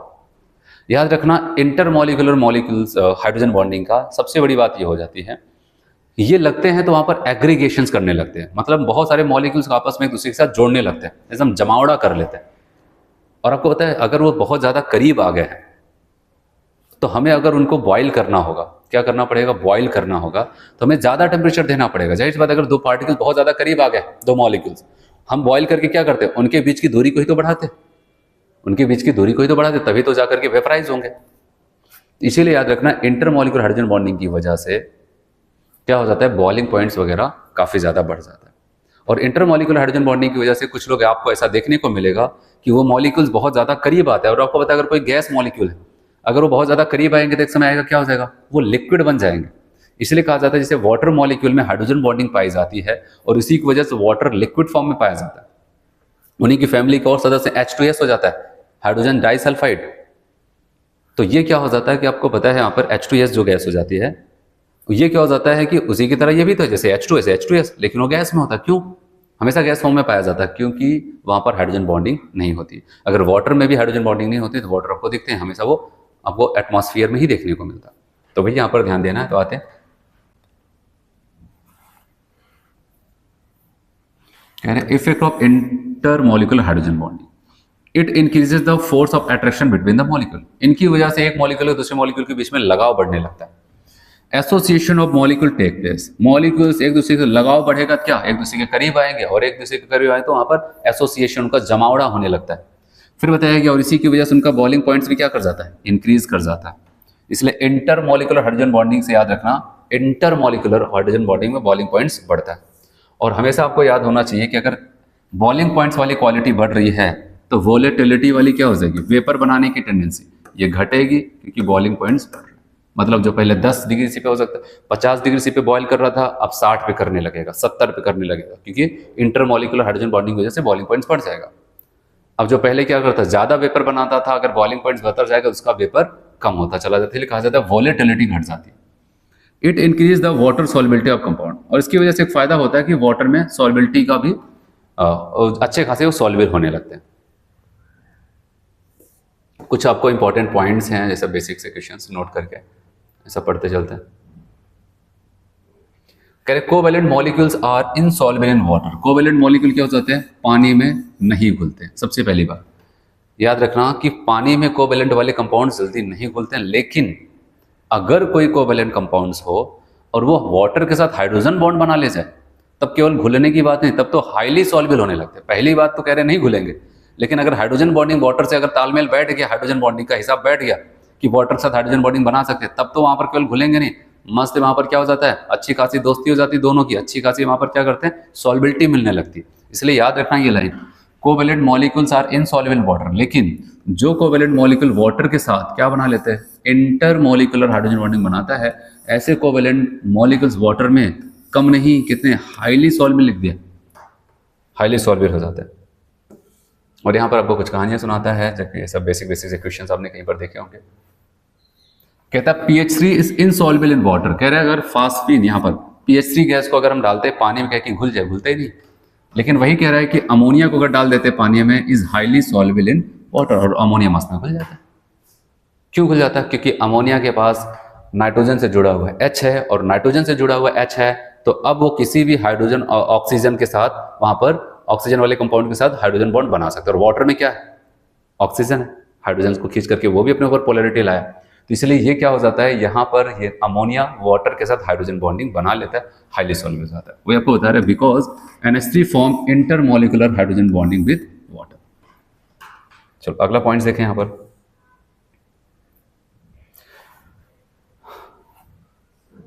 कह रहे हैं H2S always exist as a gas, but H2S हमेशा एक गैस की तरह एग्जिस्ट करता है, लेकिन उन्हीं की फैमिली का मेंबर है H2S exist as a liquid due to intermolecular hydrogen bonding in water, क्योंकि वाटर में इंटरमॉलिक्यूलर हाइड्रोजन बॉन्डिंग पाया जाता है, तभी वो लिक्विड फॉर्म में है, ये गैस फॉर्म में होता है। फिर बताइए, one water molecule can make maximum 4 hydrogen bond, maximum कितने हाइड्रोजन बॉन्ड बना सकते हैं, 4। फिर आपको और क्या बात बताता है यहाँ पर, कह रहे during the formation of hydrogen bonding distance between water molecule के लिए स्पेशल केस यहाँ पर ध्यान देना कि जब वाटर मॉलिक्यूल में हाइड्रोजन बॉन्डिंग होती है और अच्छे लेवल की होती है, तो उनके दो वाटर मॉलिक्यूल के बीच की दूरी हमें लगता है ज्यादा करीब आएंगे, लेकिन वहां पर बढ़ जाता है। इसलिए कहा जाता है जो आइस फॉर्म में जाते हैं, जहां पर काफी ज्यादा अच्छी खासी हाइड्रोजन बॉन्डिंग हो जाती है, लेकिन आइस में हाइड्रोजन बॉन्डिंग की वजह से एक मॉलिक्यूल का दूसरे मॉलिक्यूल के बीच की दूरी बढ़ जाती है, और जब आपको पता है दूरी बढ़ जाएगी तो उसकी डेंसिटी क्या हो जाएगी, घट जाती है। इसीलिए हमें पता है जब हम आइस को वाटर में डालते हैं, पानी में डालते हैं, तो हम देखते हैं आइस क्या कर जाता है, वाटर के ऊपर क्या होता है, फ्लोट करता है, वहां पर फ्लोट वही करता है जिसकी डेंसिटी कम होती है। और इसीलिए कहा जाता है कि आप ऐसा कभी फ्रीजर में आप क्या करें, बॉटल में पूरा कंप्लीटली पानी भर के वहां पर बॉटल में इसको रख दें, आप देखेंगे अगर जब उसके अंदर वाटर जम जाता है, ठीक है, फ्रीज हो जाता है, आइस फॉर्म में हो जाता है, आप देखते हैं कि वहां पर जो उसकी सरफेस होती है उसके ऊपर बहुत ही ज्यादा दबाव लगाने लगता है। कभी कभार अगर कमजोर प्लास्टिक है, ठीक है, वहां पर ऐसा है तो उसको फाड़ भी देता है, वहां पर फट भी जाता है बॉटल। तो इसका मतलब वहां पर हमें साफ साफ दिख रहा है कि उसका क्या हो रहा है, वहां पर वॉल्यूम बढ़ रहा है। जैसे दूरी बढ़ेगी एक मॉलिक्यूल का दूसरे मॉलिक्यूल, तो वॉल्यूम बढ़ जाएगा, और वॉल्यूम बढ़ेगा तो मास तो जितना था उतना ही रहेगा। अब बड़े वॉल्यूम में उतने ही मास रखेंगे तो क्या हो जाएगा, डेंसिटी घट जाएगी, क्योंकि डेंसिटी बराबर m/v, वॉल्यूम बढ़ा तो डेंसिटी घट जाती है। तो ये सारी चीजें ऐसा आपको ऐसा, हालांकि ये पॉइंट आपको वैसे भी याद होना चाहिए। During the formation of hydrogen bond distance between H2 molecule increases, so volume of ice is greater than that of the water. इसलिए आइस फॉर्म की वॉल्यूम ज्यादा होता है वाटर की तुलना में, and then of water, and density of ice is less than density of water. इसलिए water की डेंसिटी ज्यादा और आइस की कम होती है, so ice float over the water. इसलिए आइस क्या हो जाता है, पानी के ऊपर तैरता रहता है। फिर डेंसिटी ऑफ H2 अगर देखा जाता है तो मैक्सिमम 4 डिग्री सी पे इसकी सबसे ज्यादा डेंसिटी देखने को मिलता है। ये था इंटरमॉलिक्यूलर हाइड्रोजन बॉन्डिंग के बारे में। और दूसरा है इंट्रामॉलिक्यूलर, मतलब कोई दूसरा मॉलिक्यूल नहीं आएगा, एक ही मॉलिक्यूल में कोई ऐसा अट्रैक्शन हो जाएगा, वो सारी कंडीशन एग्जिस्ट करेगा हाइड्रोजन बॉन्ड की, और वो आपस में ही क्या कर सकते हैं, हाइड्रोजन बॉन्ड बना लेते हैं। कहेंगे तो इंट्रा हो गया, with in the molecules, molecules के अंदर ही हाइड्रोजन बॉन्ड बन गया, एक ही मॉलिक्यूल्स के अंदर, तो हम कहेंगे इसको कहेंगे इंट्रामॉलिक्यूलर हाइड्रोजन बॉन्डिंग। जैसे आप देखो यहाँ पर intramolecular hydrogen bonding, it exist with in the molecules. जैसे कह रहे हैं ऑर्थोनाइट्रोफिनॉल, ऑर्थोनाइट्रोफिनॉल आप देख रहे हैं यहाँ पर ऑक्सीजन से जुड़ा हुआ H, oxygen, nitrogen, hello fluorine से जुड़ा हुआ H के पास क्वालिटीज वहां पर आ जाती। हमने कहा यहाँ पर आप देख रहे हैं ऑक्सीजन से जुड़ा हुआ H है, और जब H आ गया इसको वो क्वालिटी प्रदान हो गई है कि जिससे ये क्या करता है, हाइड्रोजन बॉन्ड बना सकता है। अब यहाँ पर इसको सामने इसी कंपाउंड्स में बगल में दिखाई देता है ऑक्सीजन, तो ऑक्सीजन के साथ क्या बना लेता है, हाइड्रोजन बॉन्डिंग। आप देख रहे हैं यहाँ पर ये हो जाता है। और ये कोई और मॉलिक्यूल्स नहीं, ये तो एक ही मॉलिक्यूल था ना, उसी के अंदर बन जाता है। सारी कंडीशंस यहाँ पर अवेलेबल थी एक हाइड्रोजन बॉन्ड बनने की, तो आपस में ही बना लेते हैं और यहाँ पर बन जाता है इंट्रामोलिकुलर हाइड्रोजन बॉन्ड। और भी एग्जांपल दिखाता हूँ। और यहाँ पर ऑर्थो हाइड्रोक्सी बेंजोइक एसिड, तो यहाँ पर आप देख रहे हैं ऑक्सीजन, आप यहाँ पर देख रहे हैं ना, ऑक्सीजन से जुड़ा हुआ H है और यहाँ पर COOH है। जैसे यहाँ पर आप देखें ये डबल बॉन्ड OH वाला, इसके H के साथ यहाँ पर ये हाइड्रोजन बॉन्ड बना लेता है। बस हाइड्रोजन आपका ऑक्सीजन, नाइट्रोजन, फ्लोरीन से जुड़ा हो तो उसके अलावा फिर से अगर कहीं पर भी उसको ऑक्सीजन, फ्लोरीन और नाइट्रोजन दिख जाएगा तो ये बॉन्ड्स बना लेगा। ये इंट्रा वाले, इनको कोई दूसरे मॉलिक्यूल की जरूरत नहीं पड़ती, आपस में ही हाइड्रोजन बॉन्ड बना लेते हैं। ऐसा आपको कहता है ऑर्थो हाइड्रोक्सी बेंजल्डिहाइड, तो यहाँ पर भी बगल बगल थे तो इनके पास ऑक्सीजन से जुड़ा हुआ H था, ये इनके डबल बॉन्डेड ऑक्सीजन से जाकर के हाइड्रोजन बॉन्ड बना लेता है। ये हो सकता है। और एक बात आपको ध्यान देना है यहाँ पर, अगर इंटरमॉलिक्यूलर हाइड्रोजन बॉन्डिंग होती तब तो वहां पर बॉइलिंग पॉइंट्स बढ़ता है।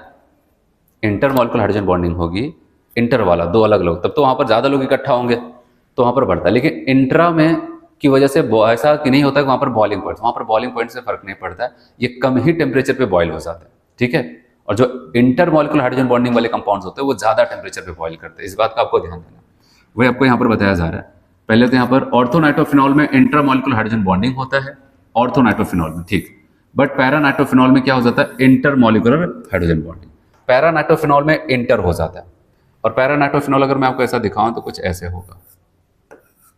मान लेते हैं एक फिनॉल है OH ऐसे, और यहाँ पर NO2 ग्रुप है, एक और फिनॉल, ये इंटर वाला मैं बना रहा हूँ। इंटर वाला तभी ऊपर हम लोग देखें यहाँ पर NO2 और यहाँ पर OH, तो यहाँ पर इसका हाइड्रोजन इनके ऑक्सीजन के साथ ऐसे बन जाता है। इसको कहते हैं इंटर। ये एक पैरानाइट्रोफिनॉल, ये दूसरा है। जबकि ऑर्थोनाइट्रोफिनॉल में अभी मैंने आपको बताया यहाँ पर क्या था, आपका OH था, यहाँ पर NO2 था, ठीक है। ये एक ही मॉलिक्यूल्स में हो गया था। तो इसे लेकर कभी हमसे ऐसा पूछा जाए पैरानाइट्रोफिनॉल में कौन सा, इंटर, और ऑर्थो में इंट्रा। और पैरा में इंटर होने की वजह से इसका बॉइलिंग पॉइंट्स क्या होगा, आपको ज़्यादा मिलेगा, और इनका बॉइलिंग पॉइंट्स क्या हो जाता है, आपको कम मिलता है। क्योंकि इंट्रा की वजह से बॉइलिंग पॉइंट्स में फर्क नहीं पड़ता और इंटर की वजह से बॉइलिंग पॉइंट्स बढ़ जाता है, ये होता है। इसलिए बॉइलिंग पॉइंट्स का यहाँ पर कुछ ऑर्डर्स आपको देखना है, ठीक है, ये याद रखना। और आपको पता है ऑर्थोनाइट्रोफिनॉल, पैरानाइट्रोफिनॉल के बहुत सारे टॉपिक्स होते हैं। जैसे अगर मैं कह दूँ इन दोनों में से किसका एसिडिक स्ट्रेंथ ज्यादा होगा, बताओ। अगर एसिडिक स्ट्रेंथ की बात करते हैं, आपको पता है किसका ज्यादा होता है। अगर एसिडिक स्ट्रेंथ की बात करते हैं, ऑर्थोनाइट्रोफिनॉल, पैरानाइट्रोफिनॉल में याद रखना कुछ पॉइंट्स इनके हमेशा आपको पता होने चाहिए। 2-3 पॉइंट्स है। एसिडिक स्ट्रेंथ आप बताओगे पैरा का ज्यादा, ऑर्थो से। रिएक्शन मैकेनिज्म में मैंने आपको बताया था। बॉइलिंग पॉइंट्स अगर हमसे पूछा जाए तो बताओगे किसका, बॉइलिंग पॉइंट्स पैरा का ज्यादा, ऑर्थो का। अगर वोलेटिलिटी पूछी जाए, वोलेटिलिटी, तो वोलेटिलिटी मतलब वेपर बनाने की टेंडेंसी, जिसका बॉइलिंग पॉइंट्स कम वो ज्यादा बनाता है, ठीक है। अगर हमसे कभी पूछा जाए इन दोनों में से स्टीम वोलेटाइल कौन है, आपको पता है कौन हो जाता है, अब बताओगे ऑर्थो नाइट्रोफिनॉल। तो ये कुछ पॉइंट्स है जो आपको पता होना चाहिए। इसीलिए मैंने आपको जब हम प्यूरिफिकेशंस पढ़ रहे थे मैंने बताया था ऑर्थो नाइट्रोफिनॉल, पैरा नाइट्रोफिनॉल को अगर सेपरेट करना है, प्यूरिफाई करना है, तो हम लोग वहाँ पर स्टीम वोलेटाइल होता था ऑर्थो, इसलिए हम वहाँ पर स्टीम डिस्टिलेशन का यूज करते थे। कुछ पॉइंट्स है ऑर्थो और पैरा को लेकर के, नाइट्रोफिनॉल का केस है, तो याद रखना हमेशा। चलो कुछ पॉइंट्स और यहाँ पर देखते हैं, जिस आपसे क्वेश्चन पूछा जाता रहता है। बॉइलिंग पॉइंट्स याद रखना। वैसे तो बॉइलिंग पॉइंट का जो कॉन्सेप्ट चलता है, ठीक है, मॉलिक्यूलर वेट के डायरेक्टली हो जाता है। इस हिसाब से अगर देखा जाए, अगर हम बात करते हैं यहाँ पर नाइट्रोजन फैमिली के लोग, अगर नाइट्रोजन के हाइड्राइड लेते हैं, नाइट्रोजन, फास्फोरस, आर्सेनिक, एंटीमनी और बिस्मथ, नीचे जाएंगे तो आपको होता है इनके मॉलिक्यूलर वेट बढ़ते जाएंगे और बॉइलिंग पॉइंट्स बढ़ते जाना चाहिए था। लेकिन यहां पर याद रखना कि नाइट्रोजन मतलब अमोनिया में हाइड्रोजन बॉन्डिंग होने की वजह से वैसे तो इनको सबसे कम होना चाहिए था, लेकिन ये क्या हो जाता है आपको पता है, यहाँ पर इन दोनों के बीच में यहाँ पर आ जाता है। फास्फोरस pH3 और AsH3 से ज्यादा और SbH3 और BiH3 से कम हो जाता है। इसलिए ये सब आपको ऐसा डिक्टो याद रखना पड़ेगा कि यहाँ पर नियम के हिसाब से चलते तो यहाँ पर NH3 होता, फिर pH3, RCH3, SbH3, BiH3 होता, लेकिन अमोनिया यहाँ पर ना होकर के यहाँ पर ज्यादा। अब बताओगे इसका क्यों रीजन है, ड्यू टू हाइड्रोजन बॉन्डिंग, ठीक है, हाइड्रोजन बॉन्डिंग। वो भी कौन सी हाइड्रोजन बॉन्डिंग, इंटरमॉलिक्यूलर, ठीक है, ये फास्फोरस और आर्सेनिक के हाइड्राइड से ज़्यादा और एंटीमनी और बिस्मथ के हाइड्राइड से कम। ऐसे बॉइलिंग पॉइंट्स अगर हम ऑक्सीजन फैमिली की बात करते हैं, यहाँ पर इनके हाइड्राइड के water, H2O, H2S, H2SE, H2TE, ये तो यहाँ पर मॉलिकुलर वेट नीचे जाने पर बढ़ रहा है तो बॉइलिंग पॉइंट्स बढ़ना चाहिए, लेकिन हाइड्रोजन वाटर अपने हाइड्रोजन बॉन्डिंग का फायदा उठा करके लाइन में सबसे आगे आ जाता है, तो सबसे ज़्यादा हो जाता है। तो इसीलिए याद रखना कि वाटर का सबसे आगे, और इसका मतलब तब सल्फर का सबसे पीछे, क्योंकि अगर ये सबसे आगे आएगा तो कौन होगा, इनसे ये, फिर इनसे ज़्यादा ये, फिर ये, सबसे ज़्यादा वाटर। तो ये याद रखना यहाँ पर H2S, फिर H2SE, H2TE, फिर यहाँ पर ये सबसे आगे due to intermolecular hydrogen bond. एक और देख लेते हैं, यहाँ पर नहीं है ना, इसको लिख देता हूँ मैं यहाँ पर। अगर HF, HCl, HBr, HI का हो, एक और बॉइलिंग पॉइंट्स यहाँ पर नोट करना हो तो याद रखना, यहाँ पर HBr, सॉरी HCl, फिर HBr, HI, और सबसे ज़्यादा किसका हो जाएगा, HF। HF को सबसे कम होना चाहिए था, लेकिन हाइड्रोजन बॉन्डिंग का फायदा उठा करके वाटर की तरह ये भी अपनी लाइन में सबसे आगे हो जाता है। नाइट्रोजन सबसे आगे नहीं हो पाता, बस 2 लोगों से आगे होता है, 2 लोगों से पीछे हो जाता है, वो मिडिल में आता है। तो ये आपको ध्यान देना है। चलो यहाँ पर एक और बॉन्ड आता है, उसको भी देखते हैं, नाम है वंडर वॉल फोर्सेस। और जो वंडर वॉल फोर्सेस है, यहाँ पर आखिरी फोर्स हम लोग को यहाँ पर देखना है, और वंडर वॉल फोर्सेस में आपको ये बताता है कि ये सबसे वीकेस्ट टाइप ऑफ फोर्स होता है। फोर्स या फिर कह सकते हैं, मैंने कहा था जब केमिकल बॉन्डिंग स्टार्ट हुआ था तो मैंने आपको बताया फोर्स ऑफ अट्रैक्शन होता है। तो यहाँ पर कहा गया सबसे वीकेस्ट फोर्स ऑफ अट्रैक्शन जो हो जाता है, या फिर वीकेस्ट बॉन्ड ऐसा कह सकते हैं, वो वंडर वॉल फोर्स होता है। और ये क्या हो जाता है कि इतना ज़्यादा वीक होता है कि ये वैसे तो लगता है हर जगह, लेकिन मेनली ऑब्जर्व किया जाता है गैसियस मॉलिक्यूल्स में। और ये आपको कब ज़्यादा दिखेगा, कब कम दिखेगा, कहेगा जब मॉलिकुलर वेट उन गैसियस मॉलिक्यूल्स का ज़्यादा होगा तब उनको ज़्यादा करीब लाएगा, क्योंकि उसका काम होता है कि मॉलिक्यूल्स को करीब लाना, क्योंकि ये भी बिटवीन द मॉलिक्यूल्स होता है। अगर मॉलिक्यूल्स भारी भरकम है, ज़्यादा मॉलिकुलर वेट के, तो उनको ज़्यादा करीब लाएगा, और हल्के हैं तो थोड़ा सा करीब ला पाएगा, बस ये चीज़ें होती हैं। बस थोड़ा सा इसके बारे में ऐसा देखते हैं। तो वंडर वॉल फोर्सेस ये वीकेस्ट बॉन्ड होता है, पता है कि mainly exist between gaseous molecules. और कह रहे हैं कि जिस गैस में वंडर वॉल फोर्स जितना ज़्यादा होता है, उस गैस को उतनी ही आसानी से लिक्विड में कन्वर्ट किया जा सकता है। ठीक है, क्योंकि आपको बताया कि अगर मॉलिक्यूल्स इतना करीब, वंडर वॉल फोर्स इतना करीब उनको लेके आ ही दिया, तो हम थोड़ा सा प्रेशर लगा कर उनको और ज़्यादा करीब ला करके लिक्विड कर सकते हैं। और जहाँ पर पता चला वंडर वॉल फोर्स ज़्यादा करीब ही नहीं पा रहा है, उनको बस थोड़ा सा ही करीब लाता था, फिर दूर हो जाते थे। अब इनके अगर इनको हमें लिक्विफाई करना है, लिक्विफाई करने का मतलब क्या होता है, हम जब उनके ऊपर प्रेशर लगाते हैं तो उन मॉलिक्यूल्स के और करीब लाते हैं, और जब ज़्यादा करीब आ जाते हैं तो लिक्विड बन जाते हैं। इसलिए बता रहे हैं कि अगर वंडर वॉल फोर्स पहले से मेहनत करके मॉलिक्यूल्स को बहुत ज़्यादा करीब ला चुका है, तो हम थोड़ी सी और मेहनत कर देंगे उस गैस के ऊपर तो लिक्विफाइड हो जाएगा। इसलिए आपको ये लाइन लिखी गई। और वंडर वॉल फोर्स का मेन कॉन्सेप्ट यही है भाई, कहते हैं मॉलिकुलर वेट के डायरेक्टली चलते हैं बस। ठीक है, जिस कंपाउंड्स में, जिस मॉलिक्यूल्स में देखना, उसका जितना ज़्यादा मॉलिकुलर वेट होगा वहाँ पर उतना ज़्यादा वंडर वॉल फोर्स लगेगा। तो चलो अब यहाँ पर कुछ क्वेश्चंस ऐसा देखते चलते हैं। Which of the following compound shows maximum hydrogen bond. देखो यहाँ पर मैक्सिमम हाइड्रोजन बॉन्ड स्ट्रेंथ नहीं पूछ रहा है। अगर स्ट्रेंथ पूछता तो हम HF लगाते हैं, लेकिन हाइड्रोजन बॉन्ड तो याद रखना सबसे ज्यादा हाइड्रोजन बॉन्ड जो देखा गया वहां पर वाटर में होता है वो 4। इसलिए अगर स्ट्रेंथ पूछता तो maximum strength of hydrogen bond तब HF लगाते हैं। यहाँ पर केवल हाइड्रोजन बॉन्ड पूछा जा रहा है मैक्सिमम, तो वाटर में लगाएंगे। कह रहे which of the following molecule show intra molecular hydrogen bonding. तो आपको पता है ऑर्थोनाइट्रोफिनॉल में इंट्रा, इसमें इंटर, बेंजोइक एसिड में तो कुछ नहीं होगा, इसमें भी अगर लगेगा तो वहां पर इंटर लग सकता है, इथेनॉल में भी इंटर लगता है। तो आपको इंट्रा पूछा गया ना, इंट्रा, तो अब बताओ ऑर्थोनाइट्रोफिनॉल में होगा। चलो अगला क्वेश्चन आपसे कहता है यहाँ पर which of the following statement is not true. कौन सा स्टेटमेंट है जो सही नहीं है, नॉट ट्रू ना। कह रहा है कि intermolecular hydrogen bondings are formed between 2 different molecule. ये तो सही कह रहे हैं, इंटर बोल रहे हैं ना, 2 डिफरेंट मॉलिक्यूल के बीच में लगता है, तो बात तो सही कह रहे हैं। हमें जो सही नहीं है वो बताना है। फिर कह रहा है कि इंट्रा, याद रखना ये इंट्रा बोल रहा है, intramolecular hydrogen bondings are formed between, अब देखो बिटवीन लगा दिया, बिटवीन 2 नहीं, गलत। अब बताओ ये गलत मतलब कि इसमें यही हमें टिक करना है, गलत वाले को ही टिक करना था। तो intra with in the molecules होता है। अब जैसे यहाँ पर कहता है कि intra molecular hydrogen bonding is form with in same molecule, ये सही कह रहा है, हमें तो गलत वाला लगाना था। Hydrogen bonds have a strong influence on physical properties of the compound. कह रहा है कि हाइड्रोजन बॉन्ड की वजह से फिजिकल प्रॉपर्टीज काफी ज्यादा फर्क पड़ता है, क्योंकि वाटर लिक्विड है जबकि H2S गैस है, तो बहुत ज्यादा फर्क पड़ता है। तो ये सारी बातें सही, ये बी वाला गलत था। आपको कहता है arrange in the increasing order of their boiling points HF, HCl, HBr, HI। और मैंने आपको बताया नियम के हिसाब से भाई इनको तो पीछे होना चाहिए था, उसके ज़्यादा ये फिर ये होना चाहिए, लेकिन ये हाइड्रोजन बॉन्डिंग का फायदा उठा करके सबसे आगे आ जाते हैं, तो हम कहेंगे HCl, फिर HBr, HI, HF। पहला वाला ऑप्शन करेक्ट हो जाता है। ठीक है, नेक्स्ट आपसे यहाँ पर कह रहा है कि incorrect statement about the given compound. इस कंपाउंड में कौन सा इनकरेक्ट स्टेटमेंट होगा? तो आपको पता है इनके बाद में साफ साफ दिख रहा है कि इनके साथ हाइड्रोजन बॉन्डिंग तो बन जाएगा। चलो देखते हैं। हैज इंटरमॉलिक्यूलर हाइड्रोजन बॉन्डिंग, गलत। आपको पता है यहाँ पर हमें इनकरेक्ट बताना था, यहाँ पर इंट्रा पाया जाता है। हैज इंट्रामॉलिक्यूलर हाइड्रोजन बॉन्डिंग, ये तो सही था। स्टीम वोलेटाइल होगा, ठीक है, ये भी स्टीम वोलेटाइल होते, तब बताओगे इनकरेक्ट लगाना था पहला वाला। इसमें क्या पाया जाता है? इंट्रा, ना कि इंटर, तो इसी की वजह से ये गलत हो गया। चलो नेक्स्ट यहां पर देखते हैं। कह रहे which is steam volatile. Steam volatile भी थोड़ी देर पहले मैंने आपको बताया था, ऑर्थोनाइट्रोफिनॉल क्या होता है? स्टीम वोलेटाइल होता है, मतलब अगर स्टीम को ही उसके ऊपर पास कर दिया जाता है तो उसी स्टीम को पा करके वो वेपराइज होने लगता है। चलो अगला क्वेश्चन यहां पर देखते हैं।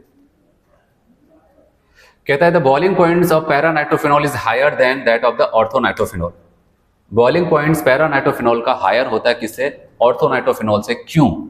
पैरा वाला क्यों ज्यादा हुआ ऑर्थो वाले से? आपको होता है पैरा में कौन सा पाया जाता है? इंटर, जबकि इंट्रा। तो अब देखते हैं यहाँ पर ऐसा पढ़ते चलते। NO2 group at a para position behave as a different way of the ortho position, गलत। Intramolecular hydrogen bonding exist in para nitrophenol, गलत, इंटर होता है। There is a intermolecular hydrogen bondings in para nitrophenol, ये सही कह रहे हैं। Para nitrophenol में इंटरमोलिकुलर हाइड्रोजन बॉन्डिंग पाई जाती है, ये सही है। फिर कह रहे हैं para nitrophenol has a higher molecular weight, ऐसा नहीं, दोनों तो सेम है। तो बताओगे सी वाला ऑप्शन सही होगा। चलो अगला आपको यहां पर बताता है। कह रहे हैं कि KF combines with HF form KHF2, the compounds contain the species. देखो यहां पर एक चीज मैं आपको बताऊं, जब KF और HF ये पाए जाते हैं, जुड़ते हैं, जुड़ने के बाद यहाँ पर KHF2 तो बन जाता है, लेकिन जब टूटने की बारी आती है ना, ये K प्लस में टूटता है और HF2 माइनस में जाता है, ऐसा कुछ वहां पर हो जाता है। मतलब फ्लोरीन इस हाइड्रोजन के साथ एक अच्छे बॉन्ड से जुड़ जाता है, HF2 माइनस में ये। तो इसका मतलब बताओगे क्या हो जाएगा? K प्लस HF2 माइनस में जब डिसोसिएट करेगा तो ऐसे डिसोसिएट करेगा। चलो अगला क्वेश्चन यहां पर देखते हैं। कह रहे which concept best explain the orthonitrophenol is more volatile than paranitrophenol. क्या होगा? कौन सा कॉन्सेप्ट बताओगे? हाइड्रोजन बॉन्डिंग ही आपको बता रहा है कि कौन ज्यादा वहां पर वोलेटाइल होगा, ठीक है, क्योंकि हाइड्रोजन बॉन्डिंग कौन सा? इसमें इंट्रा और इसमें इंटर, तो इसलिए वो ऐसा होता है। चलो नीट 2024 में पूछा गया था क्वेश्चन, इसको देखते हैं हम लोग यहां पर। कहा गया आइडेंटिफाई द करेक्ट स्टेटमेंट, जो करेक्ट है वही बताना है। 3 resonance structure drawn in ozone, नहीं, आपको पता है 2 रेजोनेटिंग स्ट्रक्चर पाया जाता है ओजोन में, ठीक है, ऐसे होता था वहां पर, ये ऐसे। तो अगले में बहुत ज्यादा होगा, यहां पर आपका हो जाएगा ये, यहां पर ऑक्सीजन और यहां पर ये। तो 2 रेजोनेटिंग स्ट्रक्चर, यहां पर हमें ये गलत बताया था, हमें करेक्ट वाला पूछा जा रहा है। BF3 has non zero dipole moment, non zero मतलब कह रहे हैं म्यू कैनॉट इक्वल टू 0, गलत। तब बताओ कि यही हमारा यहाँ पर क्या हो जाता है, पूछा गया है नॉन करेक्ट। आपको बताया यहाँ पर करेक्ट स्टेटमेंट, ये इनकरेक्ट होगा, क्योंकि BF3 में आप देख रहे हैं AXN टाइप का फॉर्मूला, इधर खींचा इधर खींचा इधर खींचा, 120 पे म्यू की वैल्यू 0, मतलब ये भी गलत है। कह रहा है dipole moment of NF3 is greater then NH3, ये क्या बोल रहे हैं यहाँ पर? आप बताओगे ये भी गलत है। NF3 और NH3 में मैंने कहा था NH3 का ज्यादा होता था, किससे? NF3 से, क्योंकि सभी के सभी डाइपोल कहाँ पर? सेम डायरेक्शन, तो ये भी गलत बोल रहा है। कह रहा है 3 canonical structure of drawn by CO3, ये सही कह रहा है। इसमें total 3 resonating structure CO3 2 minus में होता है। अभी मैंने आपको इसका वो भी चार्ज आपको बताया था, वहां पर फॉर्मल चार्ज भी निकाल करके दिखाए। चलो यहां पर देखते हैं हम लोग। आपसे क्वेश्चन पूछता है यहां पर, intramolecular hydrogen bonding is present in. Intramolecular hydrogen bonding कहां पर होगा? ये नीट 2024 में पूछा गया था, और आपको बताया ऑर्थोनाइट्रोफिनॉल, हम कई बार इसको करके आ रहे हैं यहां पर ही।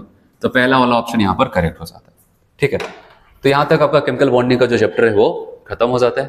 तो इतना करते हैं आज हम लोग। Thank you.